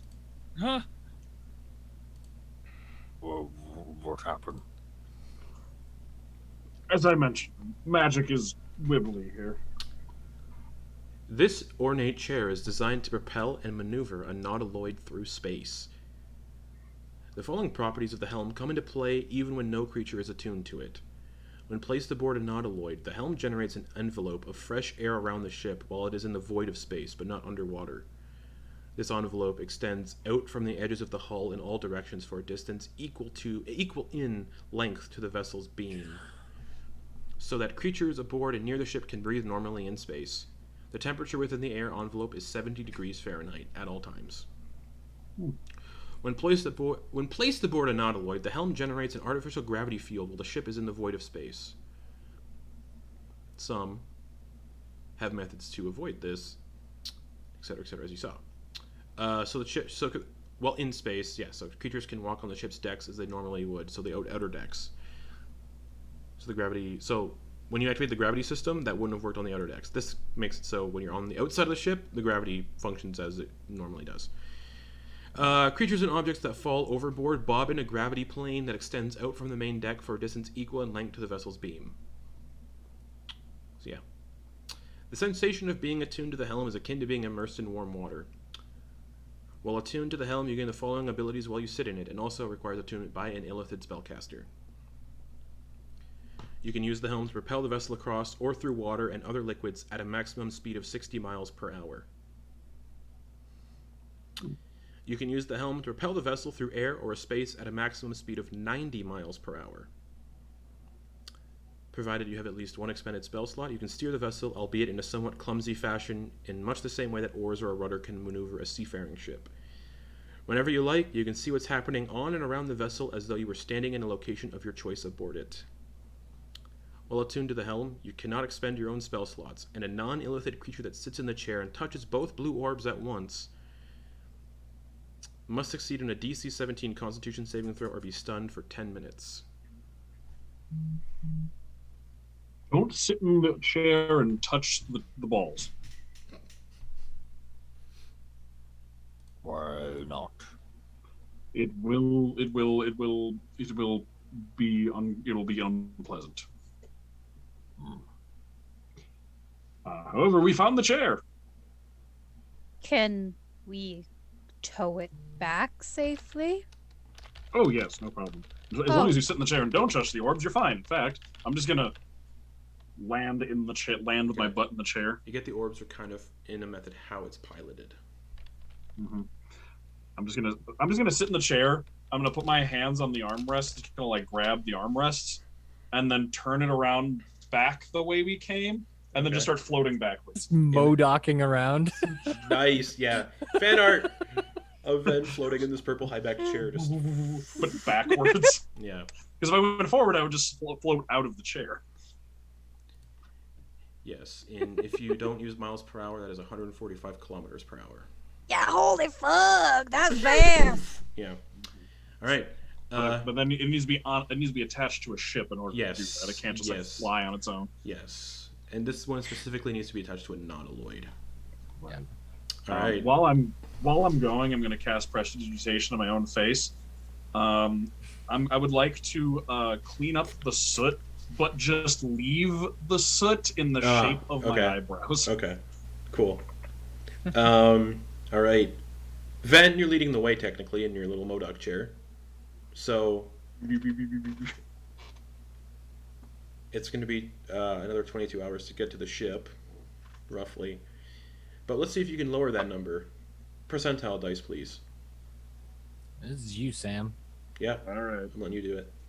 Come on, Sam, you can do it. 20. Alrighty! There's a sudden and severe rapid darkening of the silver gray sky. The No, area man. becomes as dark as a moonless night. As the sky darkens, you all feel buffeting and shaking, as if this place itself was rebelling against the storm, as another psychic windstorm comes into effect. Someone roll me a d20, the first d20. Oh, everyone first make intelligence saves. As Ven's modocking. Dang. Kenneth 14. succeeds. This is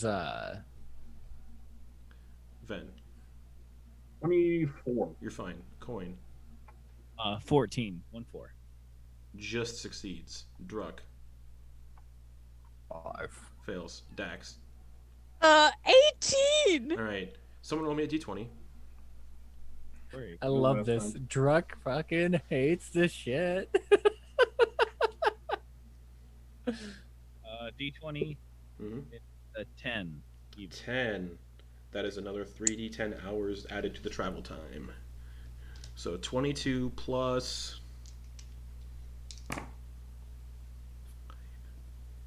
Or it'd be 19 because 3 hours. 5. 19 plus 7, so 26 hours total to get to the ship. And you're out. The wind blows you off course. Van is sat in the chair as he gets blown off course. So Van's just in the chair like. And then someone roll me a d20 to see what happens to Druck from the psychic wind. I'll roll it. Okay, the second psychic wind effect. 12. 3 psychic damage. Cool. And yeah, you're just. Wait, was 12 the thing we rolled last time? Nope. Oh. There's 2 tiers of that. Ah. Yeah, you're blown off course. 26 hours total. So 26 hours to This get. is gonna keep happening every time we need to roll again. This is just gonna keep happening, and it's gonna keep blowing us further and further off course. Let's go. Luckily, there's no aging. There's no travel exhaustion. Yeah. It's just day exhaustion. Yeah. All right. Again, 26 hours. When does this psychic wind happen? I have it in my notes. Ah, all right.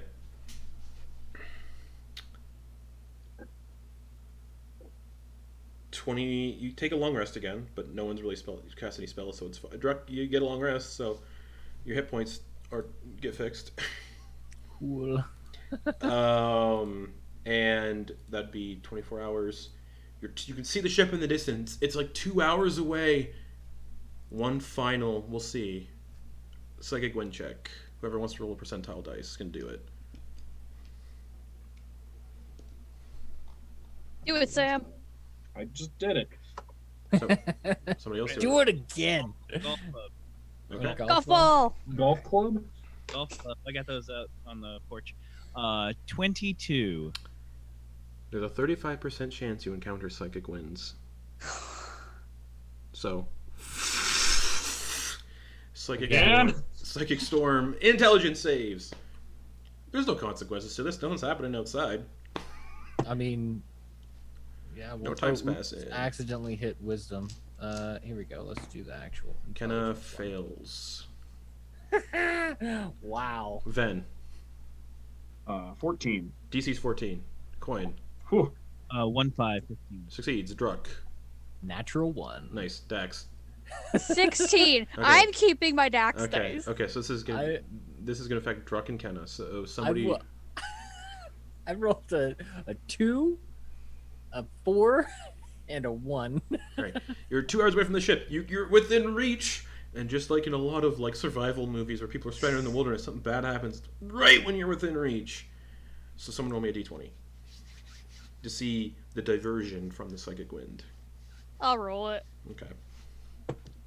That would be a 6. 6. You're slightly diverted. Only 3 hours. So you're blown backwards. You can still see the ship. So that's 5 hours to get to the ship now. You can see it. Everyone's like, oh, thank God. Someone roll me the d20 for the mental effect of the psychic winds. Okay. I'll roll it on the table.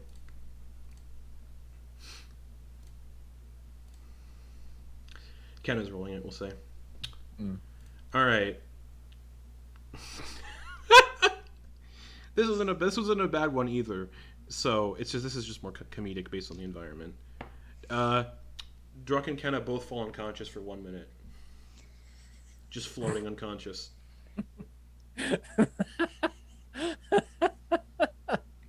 What did yeah, the burnouts are having a rough time. So everyone else is kind of like you, because they're unconscious. You would have to pull them with you, but it's only for a minute. So Dax just if Druck would have us by the scruff of his neck, that's Dax just kind of like gently grab it and just instantly awakes cat. as soon as you touch him.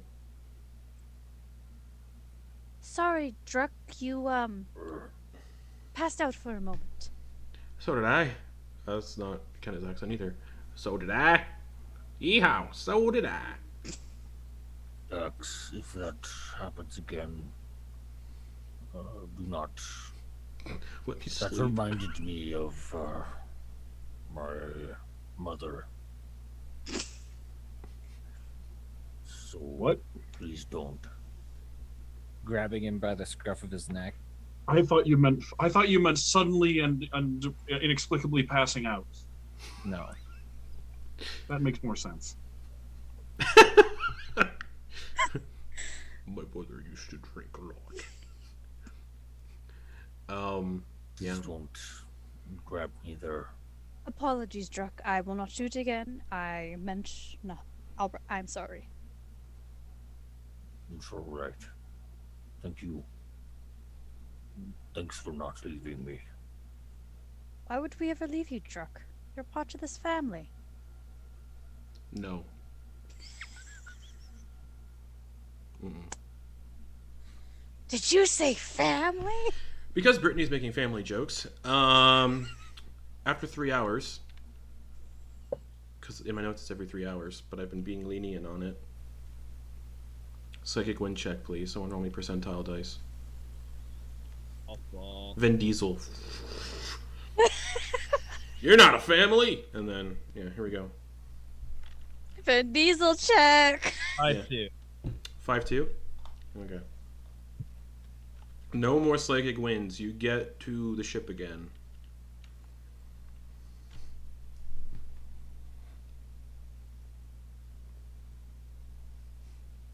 All right. Well, plunk it down. Let's get going. Yes. So you get back to the ship.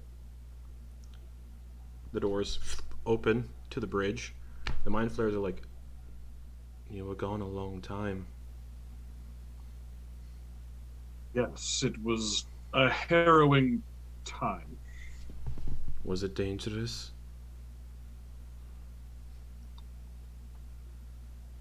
Bit I would say so. breezy. Ah, the psychic winds. We should have warned you about those. Our apologies. Oh wait, Ven knew about them. Never mind. You have the helm. We were as tissue paper in the psychic winds, but we have come back victorious. Do you ever feel... Can't sing the song because we'll get copyright notice. Okay, they see Ven kind of just floating. I didn't touch the orbs. That's wise. Let's attach the chair, please. Where does it need to go? Where it broke off. Here. Oh, all right. Just float it over. Okay. MODOK style. Oh man, that's so fun. I really want to... yeah. As the chair is set back into its place on the bridge, the room and constellations whir to life.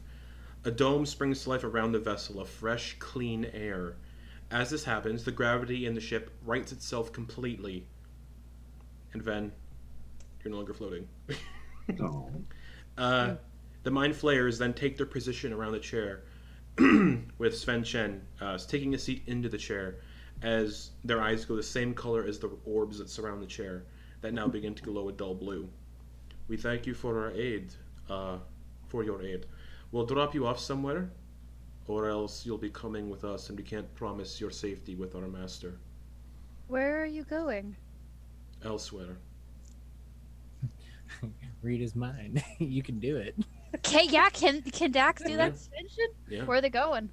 You can't make sense of it. You see something deep, deep, deep, deep underground, and a massive colony of thousands, if not hundreds of thousands, of mind flayers, and a massive, massive elder brain floating in a brine pool, wearing a crown of dead illithids.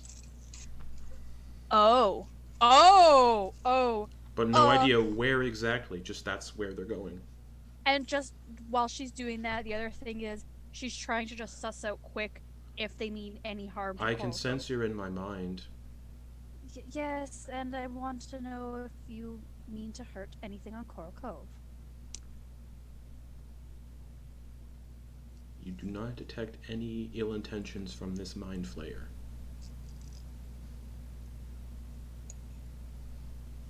Do not harm Thranazart in any capacity. I don't know who Thranazart is, Well, you've read my mind.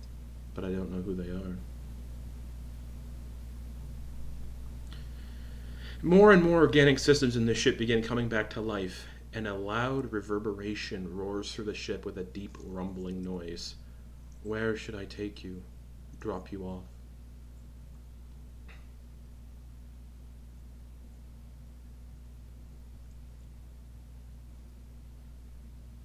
Dax is gonna turn to Ven first and be like, should we do Coral Cove or should we do to where your headmaster is in Undeal City? What about your family, Ven? You wanted to make sure they were okay with that fishing boat. I'm a little out of the loop on what exactly the to-do list was. I kind of zoned out for a few weeks. Well, the Shit, what's the name of it? Started with a V. Varanmoor? The Varanmoor? yeah, there was a place that we could just go around with a dragon that was blocking off the path. Yeah, you wanted to just deal with the incident with the fishing boats being harassed because your parents lived there. Yes, that would be nice. That was, I believe, the next, because we accepted that mission. I remember. Yep. I will take you all to Varanmoor. Okay. Anyone looking outside the windows to see like what's happening? Absolutely. There's a lurch, and the ship is flying through this what looks like a tunnel of colors that are just flying past the windows. Definitely in a place. This is a place that none of you recognize.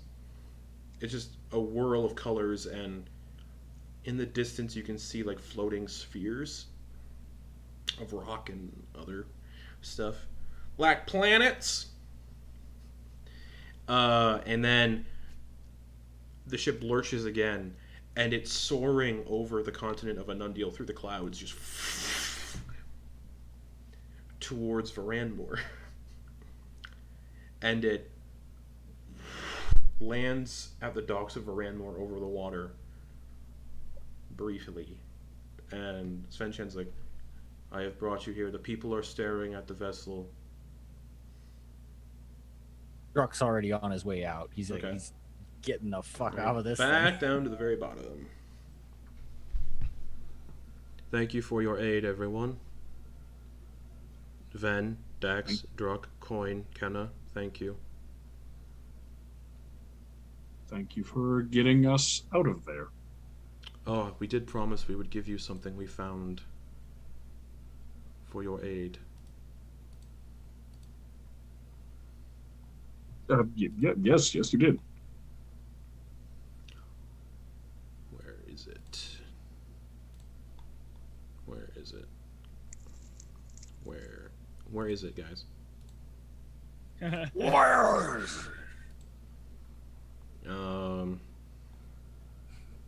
Dang it, I had it here somewhere. Where are the stones? Alright. Ven, you've seen blunderbuss. You've seen like flintlock pistols before. Firearms are pretty common in my world. This doesn't look like a flintlock pistol. It looks more alien and like weird. Okay. It looks like a pistol, but it's sleek and chitinous. It looks, it's purple chitinous, and it looks like it's a flintlock pistol. Is that we found this aboard the ship. Our illithid of old would use these when they would come into conflict in beyond this world. We feel like you would have the best use of this based on your intelligence. Oh? This It's a gun. is a laser pistol. A Lessier pistol. Yup. Mind flayers use these in their space vessels, Yep, so yep. they hand you one. It takes intelligence. You're not used to using it, but we imagine if you succeeded on enough intelligence checks, you could use it proficiently and know how to use it. I see. Well, thank you. Once the 50 shots have been used, it is no longer usable. Hmm. And Ven may add a laser pistol to your equipment. Okay. Fuck yeah, boy. Yep. So you said intelligence, like, but does it still use like dexterity to attack? Yeah. The intelligence checks are mechanics on how to figure out how to use alien weaponry. And if you succeed on it numerous amounts of times, you don't have to make those anymore. If you fail on an intelligence check to use the pistol, a shot is used, but it doesn't fire. I see. Yeah. Once I've in the eventual future that I have potentially mastered such a thing, would I be able to teach another person how to use it? Yes. Okay. So I'll learn how to use. I would say based on their intelligence score, how easily they I can see. grasp it. If their I was gonna say, intelligence, if their intelligence is like, we'll say, less than 10, no. No, I was gonna say I was gonna give it to Druk. Yeah. Yeah. Doesn't seem like Druk would be the best at grasping it. Oh yeah. Okay. But if you once you get the right amount of checks to figure it out, Ven, you would become proficient in this weapon. I see. All right. It does 3d6 radiant damage. Yeah. Range of 40 Yeah, but I slash would- 120. Yeah. Mm-hmm. Once all 50 shots are used, it's done. But you have a like a purple crab-looking laser pistol because illithid technology. Mm-hmm. It's the good shit. Well, thank you very much. Good luck. You as well. I hope we don't see each other ever again. I hope so as well. Please get off our ship now. Before we go, Svensson, Yes. and like going, is this link to the hive going to end? And that telepathy is no longer in effect. Oh, thank God.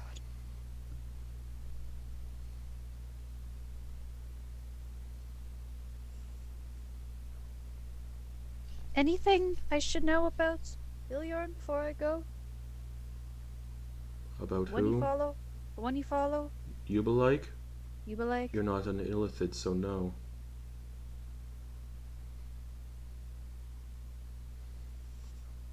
You would not understand His Majesty.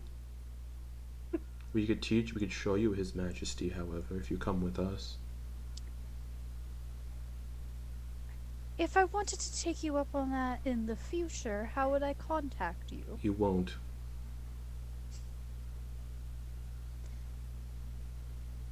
I think I'm going to have to pass for the present moment. Alright. Leave now. Dax will. Okay. As you all leave the Nautiloid, and you can see people on the docks of Ranmore just like, what the fuck is that? It lifts up into the air and just jets off and kind of gets erupted in like a tear. It kind of puts a tear in the sky, flies through it, and the tear closes. And you're all standing on the docks of Ranmore, and that's where we're going to take a break. Ugh. We'll be back in a few. We're out of there.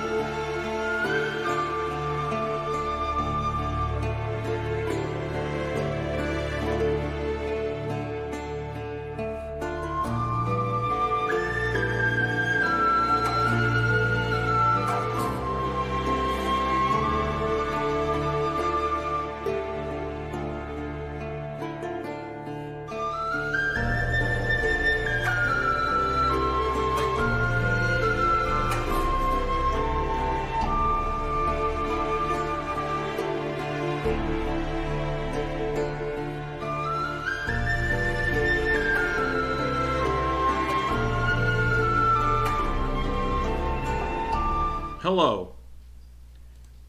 Van has a laser pistol. A Lassier, or a Lasser pistol. So, you all disembark the Nautiloid on the docks of Varanmoor. As it jettisons off and towards the sky, people have gathered on the docks to do their daily wares of fishing. Well, not really, because the fishing is kind of stopped. People on the docks kind of just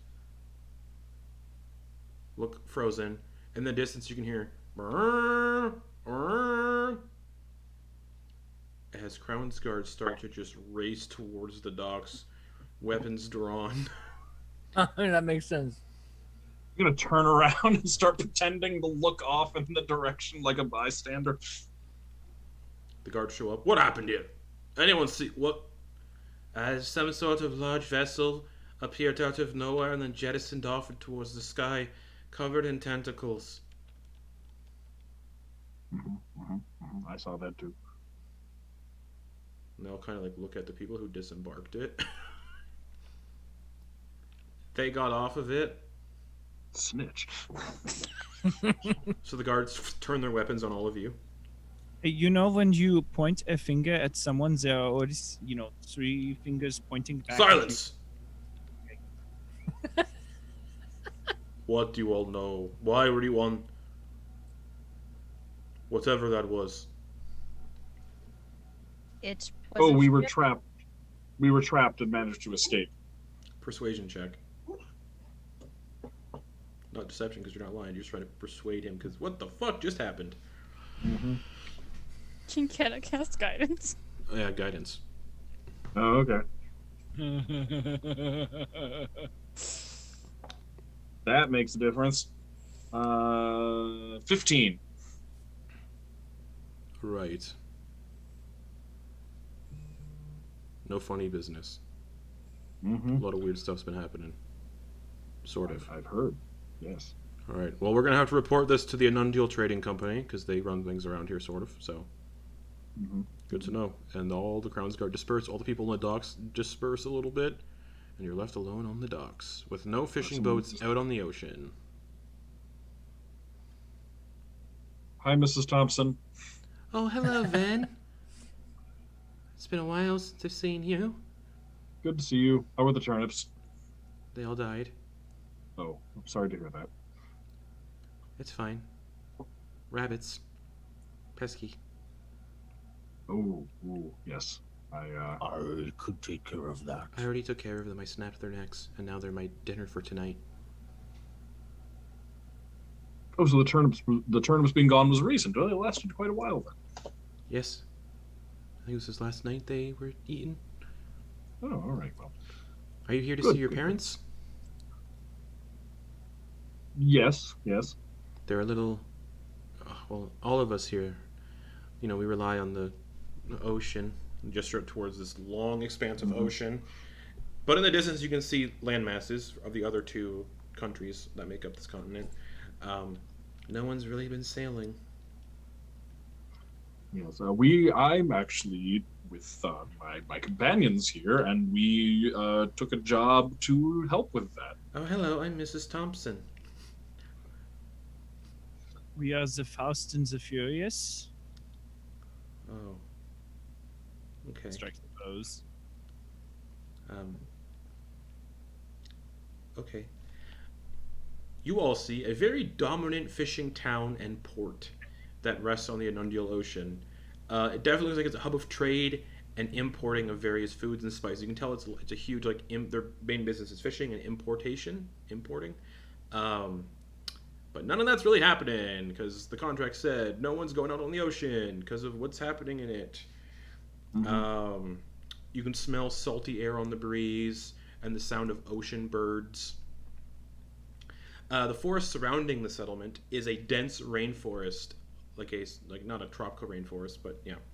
And it is populated with, as you can see, just colorful vegetation and a bunch of stuff.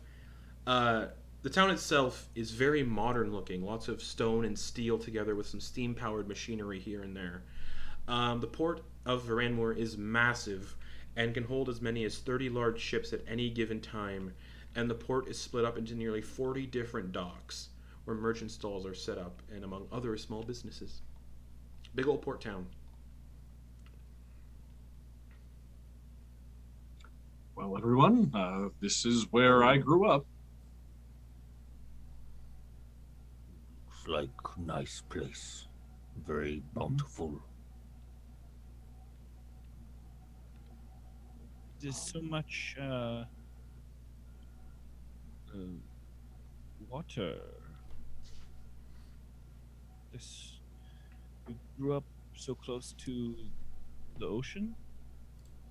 Yes. Cool. Mm-hmm. Cool. Will your parents be happy to see you? Yes. Yes. Presumably. Would you like to? What time of day is it actually? 2 p.m. Okay. The same time. Yeah. We can go and Yeah, the same time as you went down into the colony. Yeah. we can perhaps go and find out more about the contract, and then perhaps go see my family for dinner. Yes. Sounds good. Since it's been a hot minute, the contract was given by the fishermen aboard the Salty Prince. Sam or Ven would know that the Salty Prince is a squid fishing boat here in Varanmore. And you can see it currently docked, because no one's working. So there's the ship right over there. And you know the captain's name is Marcus. Markus. Shall we? Yes. All right. Let's lead the way over to the Salty Prince. Alright, sitting on the... It's a one-deck ship, fishing boat. Standard, like with the lower deck for storage. Sitting out in the crow's nest, up at the crow's nest, is a halfling man who's drunk as a skunk. Empty bottles kind of all over the bottom of the ship. And he goes, "Hey, it's Van. Hello. What are you doing around here, you son of a bitch?" I've come to. Well, I'm an adventurer now, I suppose. And What happened at the temple? long story. What happened at school? Also a long story. Anyway, Welcome. Thank you. We're here Oh. about the contract. Oh, right. He's gonna start to descend down the crow's nest. Mm-hmm. He makes about halfway down and then slips. Oh! Featherfall. Okay. Okay. Mark it off. And Yep. he was like, "Oh, huh." Looks around, picks up the bottle that he dropped. Oh, I ship for the contract. Yeah. Yes. Welcome. Thank you. As you know, probably, we've been having some issues fishing, Yes, I've heard. being on the ocean. People, myself included, been terrorized by this massive beast in the water with lots of eyes and a really big fin.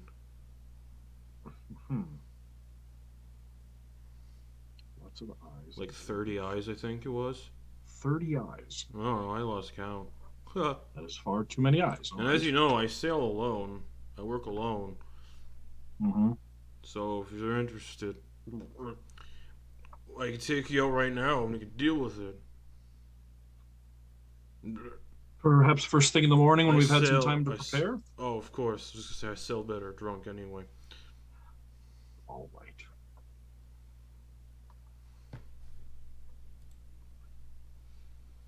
Okay. Is there anyone else who who's seen the creature?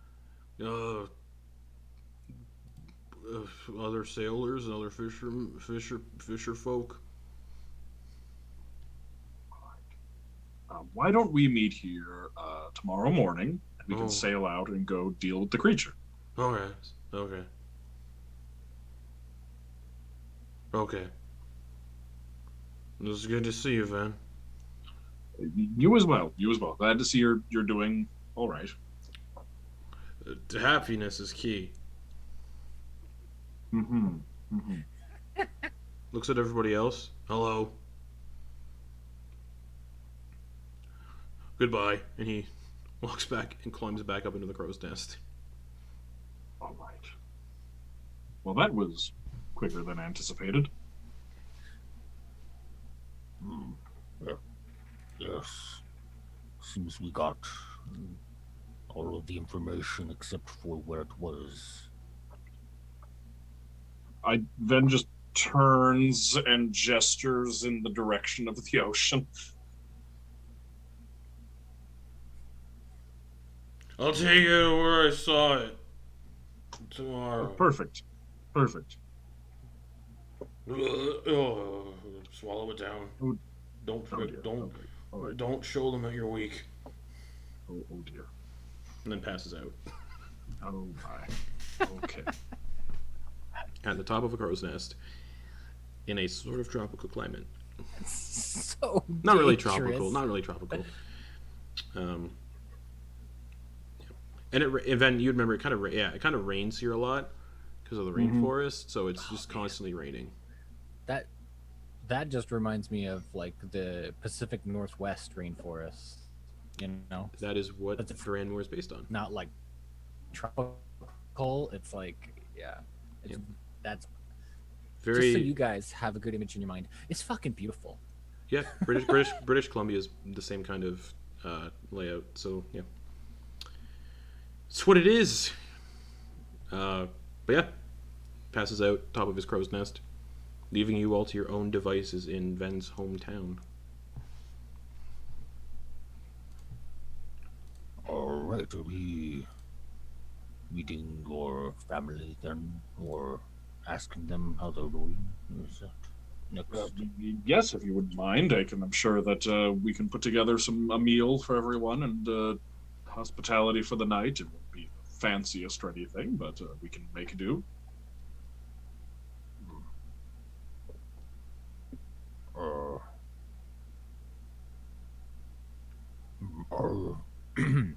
are you all right? Yes. Being here? Oh, yeah, yes, of course. Oh, always with your home? Good. I'm sorry? Always with your home, you feel good? Good? Things are good? I would say so, yes. He just stares off.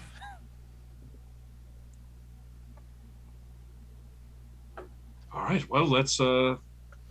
I'll bring them to my house. All right. As you're walking down the roads, you see numerous mercenary-looking folk that seem to outnumber the Crown's Guard a bit.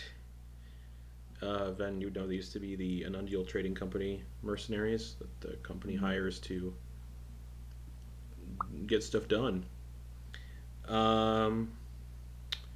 You pass numerous shops. You pass an inn. Mostly shipwright, mostly like seafaring businesses here. Not a lot of like, stuff that doesn't make sense. And eventually you can kind of find your way into the sort of district where everyone sort of makes their homes, and if you feel up to it, then you can describe what the house looks like if you would like. Yeah, it's probably a fairly fairly small, not like tiny, like cottage-sized house, with probably like racks with like fishing nets set up for like that need to be repaired and things, and sails, and just random bits of things that would be on like a fishing vessel, just like kind of strewn about like a side yard, just in need of fixing a repair or putting back together. Painted vibrant colors, but like clearly, there's a couple places where the paint is chipping away. So it's an older house, it's a family home, and probably relatively close to the water as well. Kind of with a porch that looks out and overlooks the direction of the coast. All right, I send you a very important question.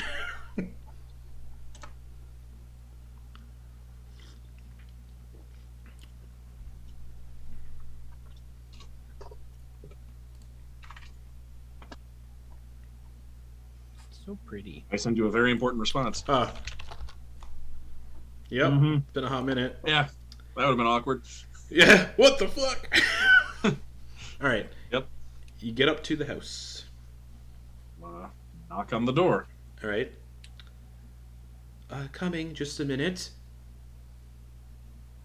And door swings open, and standing there, you all see a very tall, straight-backed tiefling with emerald skin and golden eyes, with a pair of long, straight horns like that of an ibex that kind of sweep up and back from this woman's forehead. She sees Ven and just instantly just, Ven! Oh, hello, Mom. Surprise. What are you doing? I thought you were going to be at the temple. Didn't I write to you? I thought I wrote to you. Maybe, about yeah, I must have the misplaced school. it. Yes. Right. How is this? Yes. Well, some things have happened. I thought it was about time I did some traveling, and long story short, I got mixed up in a few things. Nothing too dangerous, don't worry. But I seem to have found myself as an adventurer. Oh, please, all of you come in. I see you've made friends. Yes, these are my friends and work colleagues as well, I suppose. Oh, did you all work at the school as well? No, we're an adventuring party together. Oh. Well, that's exciting. We all witnessed Yes. the same attempted murder, and then we were put together to help solve that murder/attempted murder. Right. Yes, please, all of you come in. And one by one leads you into this sort of quaint little home. If Sam wants to describe the inside as well, go ahead. I think probably I'm gonna say high ceiling based on the horns in the family. High ceiling with rafters, and probably like if you've ever been to like very coastal cottage in the decor, Yeah. probably like a shit, like the wheel of a ship that like broke off, that like somebody salvaged and like cleaned up and hung up on a wall, and like all those kind of like nautical themed decorations kind of spread around. All right. In the foyer, kind of in a secluded little area, you can see where a shrine is kept to Armathnin. Mm-hmm. And she's like, come. Would any of you like some drink? Something to drink? We have lemonade. Some wine. How long are you planning on staying?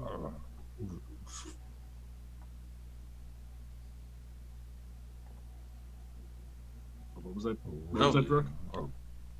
Took on a contract in the. We took on a contract in the area. So when we complete that, we will probably be on our way. Right. Van, how long are you planning on staying? Well, we've got a job to do, but probably at least for the night, and then it'll depends on how long it takes us to complete the contract we're here for. Would that be the beast that's been terrorizing the people who work? Mm-hmm. Mm-hmm. It's dangerous. Yes. Well, we're a qualified adventuring party. We've got quite a bit of adventuring behind us at this point, so we're well suited to take care of this job. All right. Well, everyone, we can just sit in the back room. It kind of overlooks the docks and the ocean, and we can have some drinks and talk and catch up. Your friends may join, obviously. Oh, yes. Come this way. This way. And you're all led out to a room overlooking the ocean and docks. It's a typical sunroom. A table made of looks like it's been cobbled together from driftwood and pieces of ships. There's a lot of I was gonna say probably a lot of like either secondhand or like pieced together, repurposed So stuff for the furniture and decor. all of this sounds like an identical but different dimension from like Swamp Peak. It's when it comes to like like Swamp Peak is like moody and dreary and this place is kind of has the similar like forested type situation, but it's got just Oh, really awesome. Am I skipping around? Oh, What's yeah. going on? Yeah, Am I you are. lagging? oh yeah.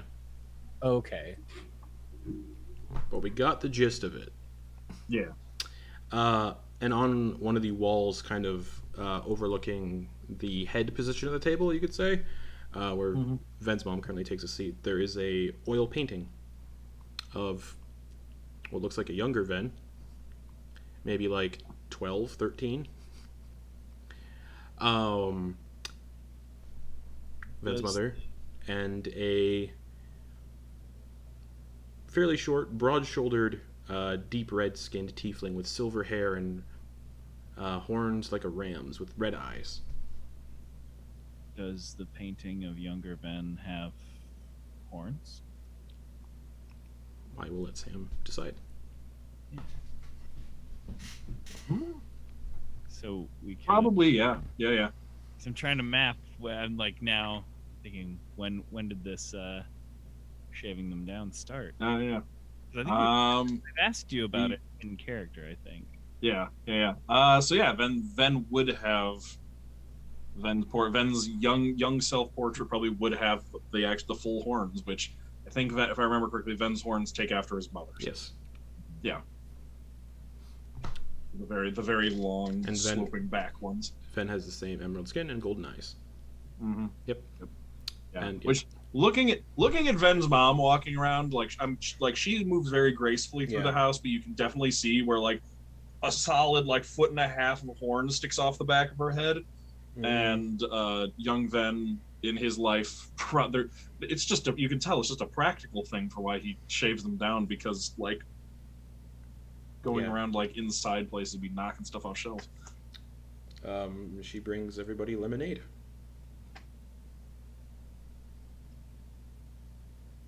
So how's the fishing business been going? Not great for the last month or so, based on the incidents. Whatever's in that ocean has been attacking boats. And I've hired help to aid in the fishing, because ever since your father, not my forte.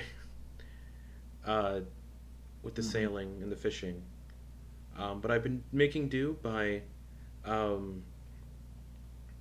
catching small fish off the docks with nets and whatnot, and butchering and salting those and selling those, and I've made do. But again, things have been hard. No one wants to sail off the coast right now. Mm-hmm. Well, we are going to fix that. That's what we're here for. Well, that's good to hear. Just think of it as the fish had plenty of time to repopulate, and now there are plenty of fish for everybody once we take care of this. That's very true. Unless the monster's been eating fish, but it can't possibly be eating that many fish. It's been eating people. That's an issue. Yeah, old Tuber Foot, the crotchety old neighbor we had that I didn't make up on the spot. Oh, it didn't get him, did it? Yeah, he was one of the first. Oh, that's terrible. He saw it, and I guess he screamed out, "You're going to need a bigger boat," to the people that were on it with him, and he didn't make it. Oh.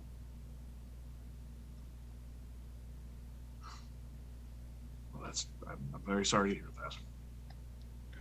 He was going deaf and blind, but he was a nice man. True. Though knowing him, that if he was going to go out, I imagined that that's the sort of way he would have wanted to.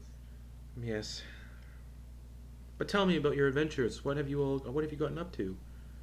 Uh, our first adventure together, we were hired as sort of, I don't know if hired is the right, deputized, forcibly deputized, Oh, um, into investigating a poisoning at the festival in Oh. Undeal City. that one. You were the ones who were dealing with that. That's very interesting. Oh, did the news reach all the way over here already? About the poisoning. Yes. Well, yes, we solved the case. That was our first adventure together. Wow. Prove innocence by solving murder. Mm-hmm. Turned out it was a rival. Was it a meadery winery? Yeah, meadery. Meadery. It was a rival meadery that had Yeah, poisoned the wine to Yeah. sabotage. that was mentioned. I assume that's why the one meadery was shut down. Yes. Yes, that's why. Wow. What else have you done? Well, we rid a town of a werewolf that was terrorizing it and blaming the terrorization on a local pack of regular wolves. So that was we were able to help out a town there. Oh goodness. What else? What else have we done? Eat house. Right. There was a town far to the west of here where guards were going missing, and we solved the case there. It was a sort of magical mishap. It involved an artifact gone awry, which we actually got to I got to reconnect with the headmaster of the academy because he was interested in it. That must have been nice. Yes, it was. Did you ask him about full-time work Well, that isn't as dangerous? it didn't really come. I had full-time work before I left. Yes. But imagine working for him directly, then. Well, I suppose yes. Think of Mother, the I suppose, prospects but- and benefits. Well, true, but this job has benefits as well. I get to see the world, That's true. explore a bit. That's true. Have you been making good money? Are you okay? Do you need anything? No, I've been making fairly good money. I've been doing quite well for myself. Yes. Well, I'm glad to hear Right. it. Yes. Platinum mines. Yes, we did. We explored a platinum mine as well. Oh, That was the fun. Geraldine mines or another one? Yes. Oh, Explored there and mined some platinum for my friend Quoin here. hello, Quoin. Nice to meet you. I'm Vilea. Hello, my name's Quoin. Blessings of Bahamut. Oh, you're a devout of Bahamut? You know who Bahamut is? Heard whispers. Whispers. Oh, Bahamut. The words on the wind. But my family and I were devout worshippers of Armathnin, the Lord of the Dawn Life. It takes all shapes and forms. This faith in deities. Of course. Mm-hmm. Ven, I assume you've heard about your old mentor at the temple? Yes, I heard. Yes, That's wonderful, isn't it? yes, it is. It's very good for him that promotion. Yes.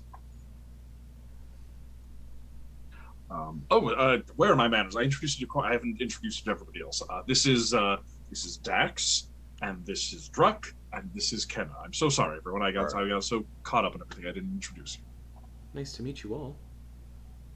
It's nice to meet you. I pray you've been keeping my Ven safe. It looks like you have been keeping him safe. Of course. And he has been. Dax looks towards Ven and slight smile for a second, but it drops really quick. Just has been spreading the good word of Armathnin like wildfire. Oh, that's wonderful, Ven. Yeah, well, I do my best. Wildfire is a strange way to put it, but It is, isn't? Well, different cultural sayings, and yeah, yes. Ven has saved us all many times. Oh, I don't know about many You should, times. you should be proud. I am. I'm always proud of my little Ven. My little Venny. Sometimes we used to call him Eggs Venny because he's just the sweetest.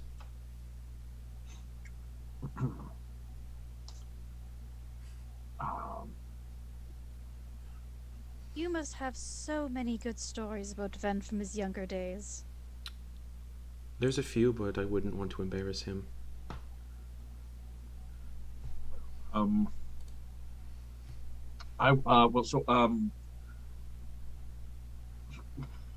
Thinking just if I'm looking at the house and like thinking like if we stayed in the house, would it be like sleeping bags on the floor basically? Sort of. Okay. Unless you go into your. Ven has a bedroom. Well, yeah, they're guests. Ven would give up his bed for somebody. I mean, we probably got the couch, so There's sofas. There's yeah, we could make do. I was wondering, since we're in town, would we be able to have everyone stay the night here? Oh, of course, yes. Why spend the night at an inn?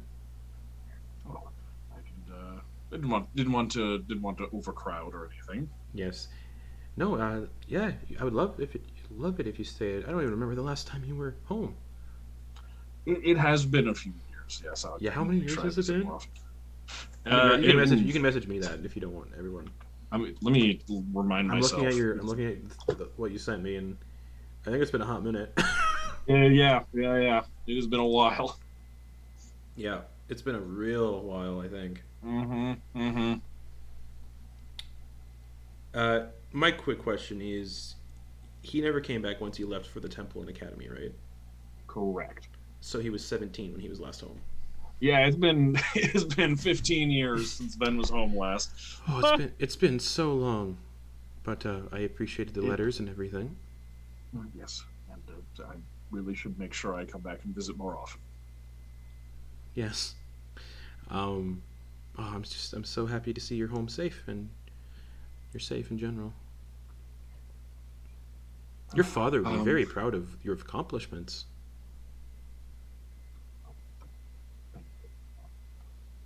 Can I help you make dinner tonight? Oh, if you would like to, yes. It was going to be crabs and other assortments. I was going to do a huge sort of fish stew for myself, but I can definitely do some more for all of you. Why don't I go? Why don't I run down to the market and I'll pick up some more food to add, so we're not pilfering your pantry. I will go. Druck stands up. I will go. Oh, thank you, Troy. All right, I guess your friend will go, and you and I can spend more time together. All right. The rest of you don't need to feel like you need to feel like you need to stay here and make us bore you with our catching up. If you want to explore, walk around, relax, take a nap, anything you need to do, my home is your home. Druck, do you want some company where we plan a menu? Sure, yes. Okay. All right, well then, the rest of you make yourselves comfortable. If you're going to stay inside, again, make yourselves comfortable. You can look. Ven, you can help me in the kitchen. Of course. Thank you, Miss Khihalis. You're welcome. Thank you for helping.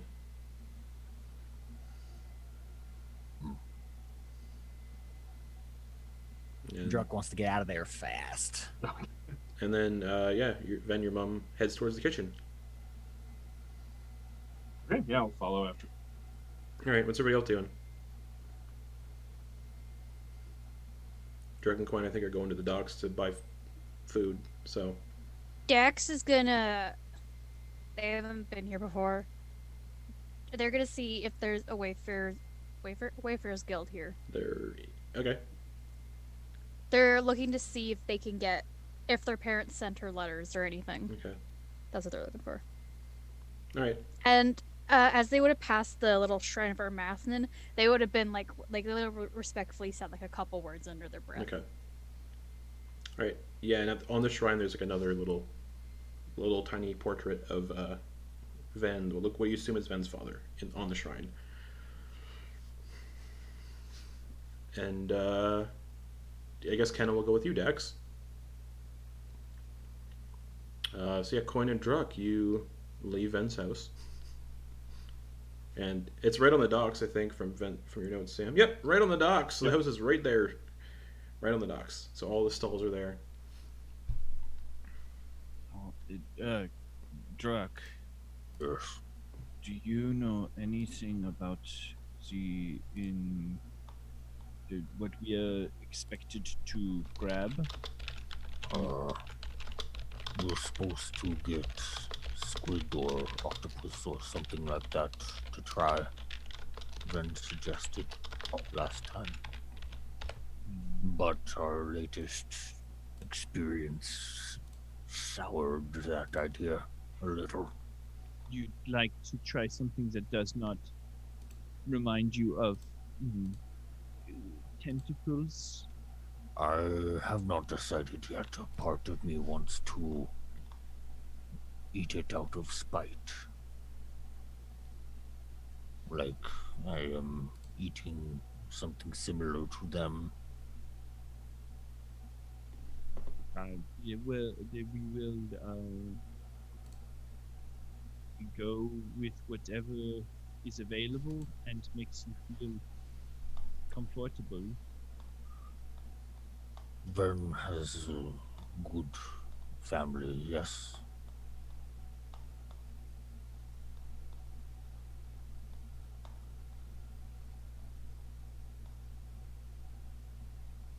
I suppose I don't understand why you would ask me.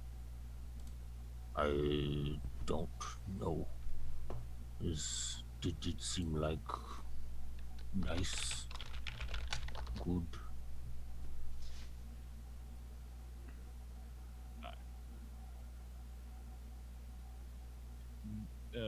Ms. Khihalis, she seemed very nice. She seemed like she loved her son.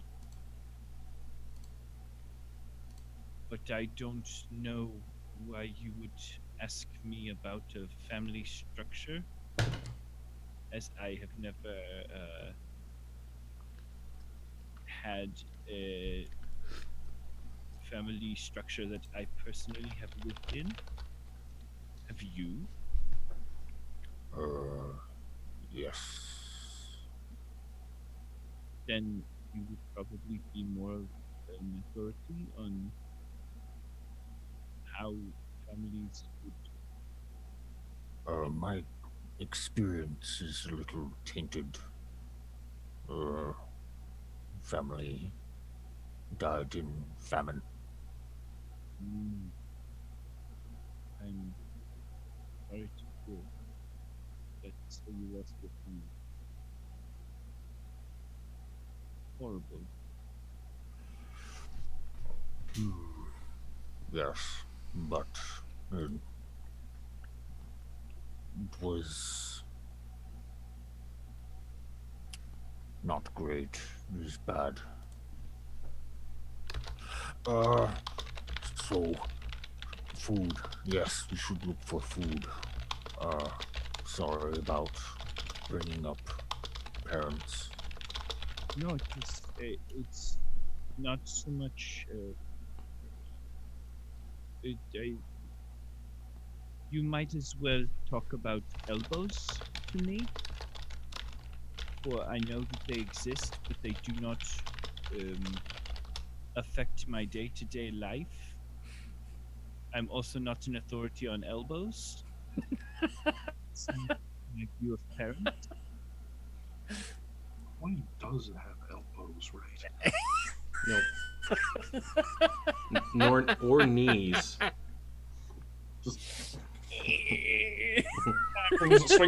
swings a sword like an action figure.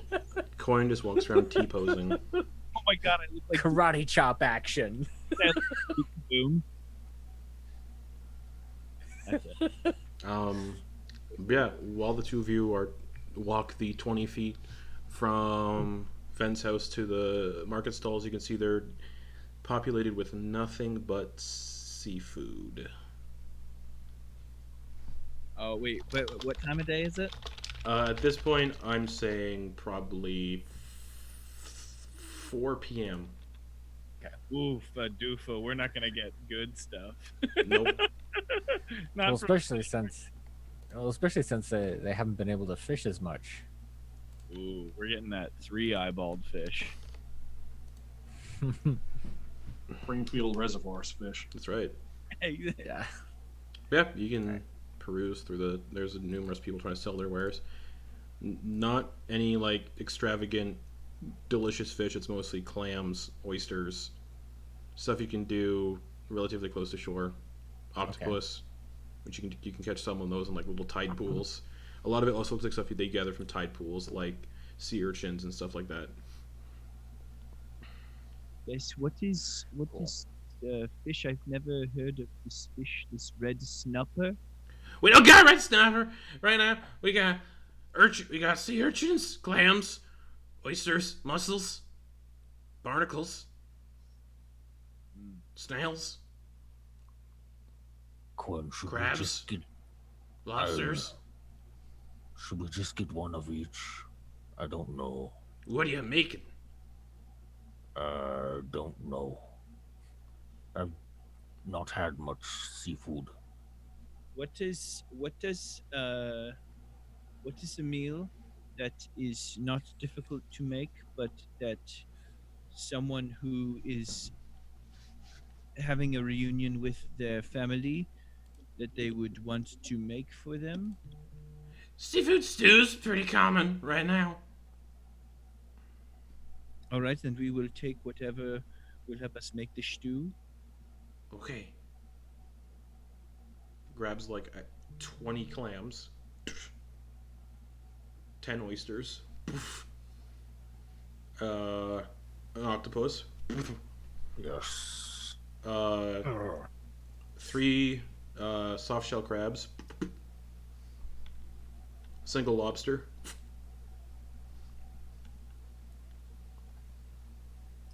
All right. How much? The lobster's the most expensive one. With everything, oysters are expensive. Crabs expensive. Somewhat.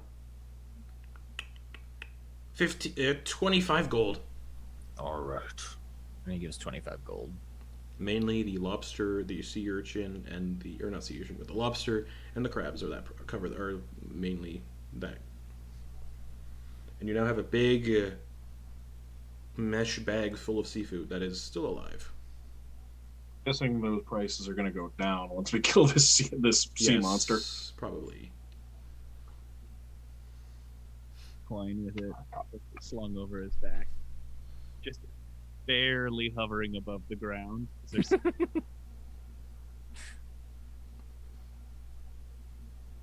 we have a bounty. I mean, the fact that the lobster is climbing up Quoin's back is helping lift stuff. Yeah. Should we get back then? Yeah, All right. Dax, what are you doing around town? Dax would have been chit-chatting up with Kenna and just been like, Ben's family does seem quite nice. Yeah, they do seem pretty great. It was really nice seeing Ben's mother just hug him at the door. Yeah, When was the last time you saw your parents? Well, my mom's dead, so if you count when I conjured the ghost of her in that astral sea pocket, today. I haven't seen my dad for a bit. I'll ask you some more questions about that once your omnipotent present is back to Yeah, when my guide players you here. on that. Nice, Yeah. thanks. I just love the just. When's the last time you've seen your parents? You ask the person who routinely summons the ghost of her dead mother. When was the last time you saw yours? It's been a couple of years. I've been living with Thranazart. Not as long as Van. Not as long as then. Why do you think that is? Just been busy? I guess when you're at the academy, do they have Right. vacations? You probably can't leave that often, yeah. And if he was working at the temple, I imagine he can't really leave the temple either. But even for holidays, why you Nocturne? Wait, there's why Nocturne in this world? Yes. Yes. I imagine the temples get pretty busy around holidays, so more work for Van. Or as his mom calls him, Eggs Venny. Eggs Venny, oh my heart of hearts. That's canon, Sam. Deal with it. Yep. I'm giving you a good family dynamic this time around. Yeah, I know, right? Yeah, Ash is watching from hell, like, what the fuck? What? Fuck is this? Parents can love you? I'm sitting down, like changing the channel from the millions of people's lives in the world, and just like, what? Ken is like, well, where are you wanting to go, Dax? I wanted to see if my parents had finally returned my last letter. I wrote them both each separately this time. My father was talking about his new excursion into making wine, and I know. When was the last? You checked right before we left Swamp Peak for the bog, right? I think so, but Well, we were technically only down in the bog for a few hours. I know, but it's still been a couple of days, can I? Not since you last checked, though. I'm worried about them, okay? Fair enough. I just trying to remind you. I know, and I am forgetful sometimes, but I'm more anxious for a reply, and also to see if, for some reason, my father did send us a bottle of wine to try. We could have it with dinner. True. A nice red would go great with a crab, I think. I have not much very good with seafood. Yeah. Well, does that mean you're looking for like one of the Wayfarers guilds? Yeah. Right. We've been walking for like an hour or so and we haven't found one. I don't think they have one. Well, at least we got to see the sights around town. Yeah, that's true. Have you seen any new animals? Seagulls? Oh, you can be a seagull now. Not right now, no. No, but you can be. That's going to be interesting. Maybe. And a shark, if that's what we're dealing with. Are you hoping it's a shark? So you can turn into one? Who wouldn't, if you could? I mean, yes, praise be Hajj, but... Don't know who that is. Doesn't exist in this world. Well, you think we should get back, Dan?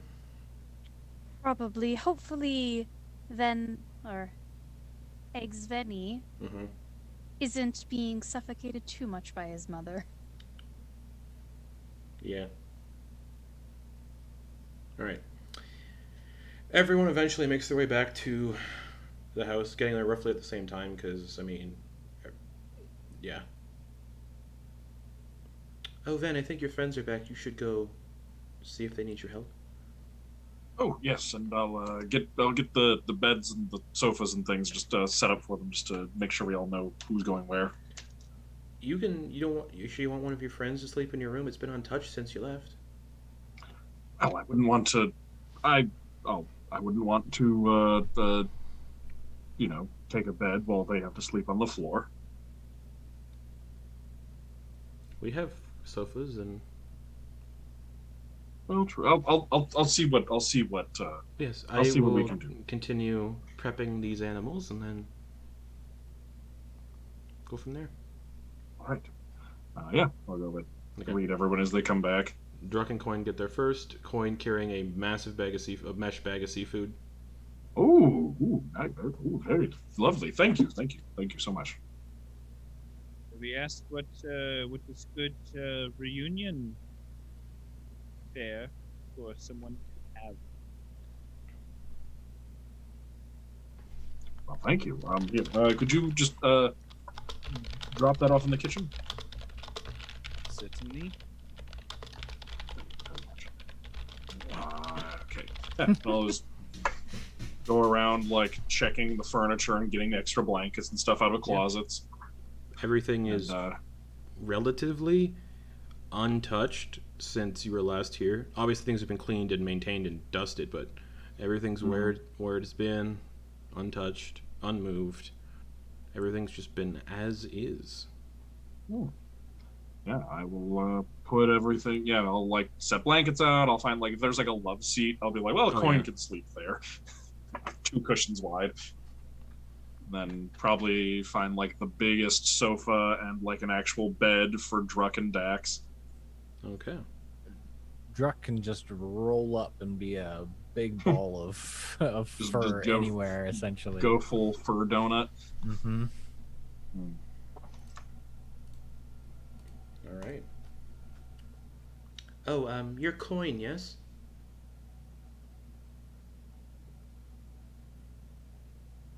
All right. Let's see what you got there. Put the bag up. Or here, hand me the bag. She dumps it out. Sphincter, where you just get all the momentum just She she dumps it out on the counter. She says, "Oh, you've got crabs, clams, oysters, a sea urchin in here somehow, lobster. Thank you. Do you need me to? Octopus. Yes. Do you need me to reimburse for this? You would have to talk to the cashman, and that is old Draculuk over there. If you want me to start, do I need to kill or? No. I can handle that part. They need to be dealt with in a specific manner, and cooked to make sure everything is used.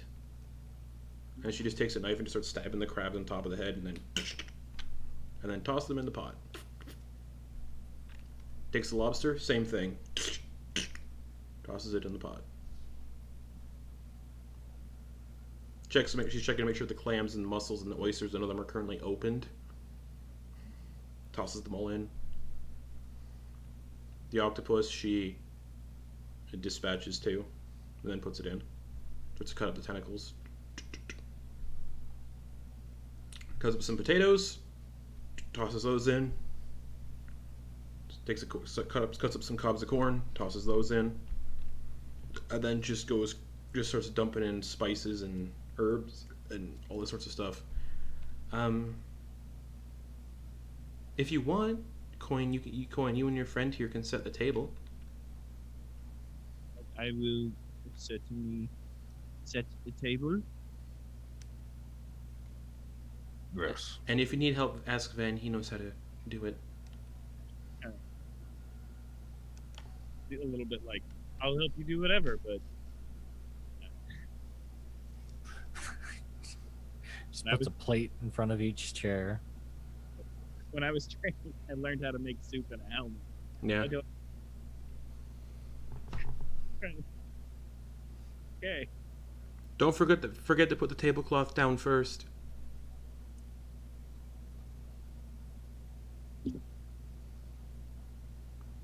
Sleight of hand check to see how well you can set up this dinner table.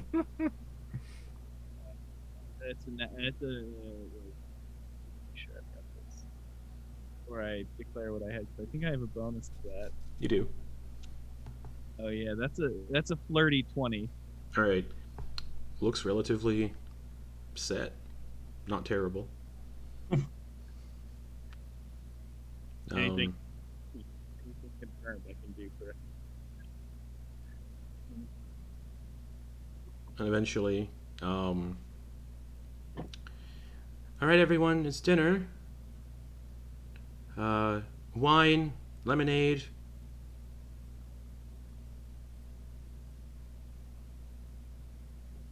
I'm asking you all what you would like. Wine, Oh, lemonade.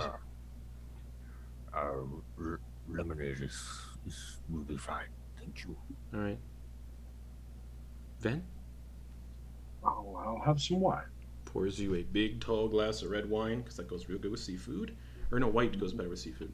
Pours you a big, tall glass of white wine. Quoin, Lemonade would be perfect. you get a humanoid-sized glass of lemonade. Comes in pints. Yeah, basically a pint of lemonade, two-hander. Druck, is it? What would you like? Wine or... Oh, you said lemonade. Dax? Wine, please. A big glass of white wine for you and Kenna. And then Ven's mom brings out this huge stew of seafood and starts spooling it into everyone's bowls. It's kind of like an orange color. It looks a lot like bisque. Oh, With bits of interesting. seafood Nice. that kind of floating around in it, and open shells of clams and oysters and all that kind of stuff. There's potato bits in it, and everyone's got like a little piece of hard bread kind of for dipping into the bisque. Well, everyone sit down and let's all hold hands.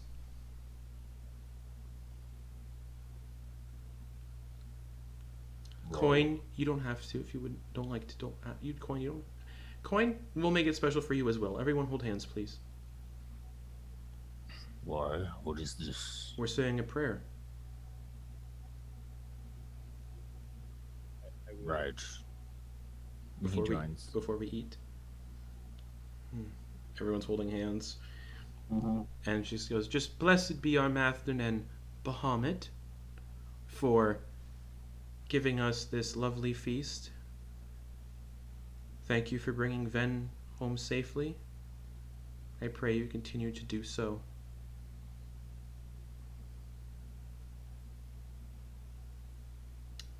The breath of Bahamut get everyone home. That's nice. Thank you, Coin. Um, All right, everyone. Dig in. And that's where we're going to end the session for the week.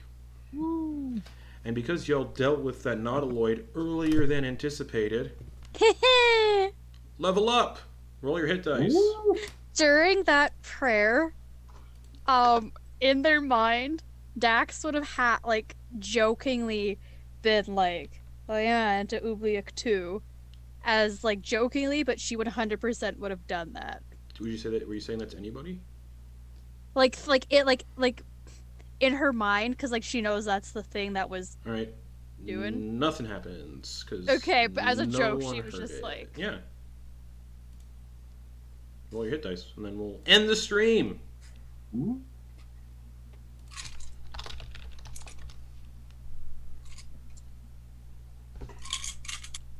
Do we reroll ones? I forget. Yes. Okay. Even if you roll another one, re-roll it. Yes. Ooh. Kind and benevolent DM. Got an 8. Fun fact: that is a house rule because that is nowhere in the books. So yeah. Yep. All right. 8. Nice. That is awesome. And yeah, if you want to roll those on D&D Beyond, you can, just to ensure things are kosher. If not, it's totally cool. I also rolled an 8. Nice. Good night, everybody. We'll be back here tomorrow with our extraplanar campaign, A Never-Ending Dream. And then after tomorrow night, the games will be off until August 11th. So, goodbye, everybody.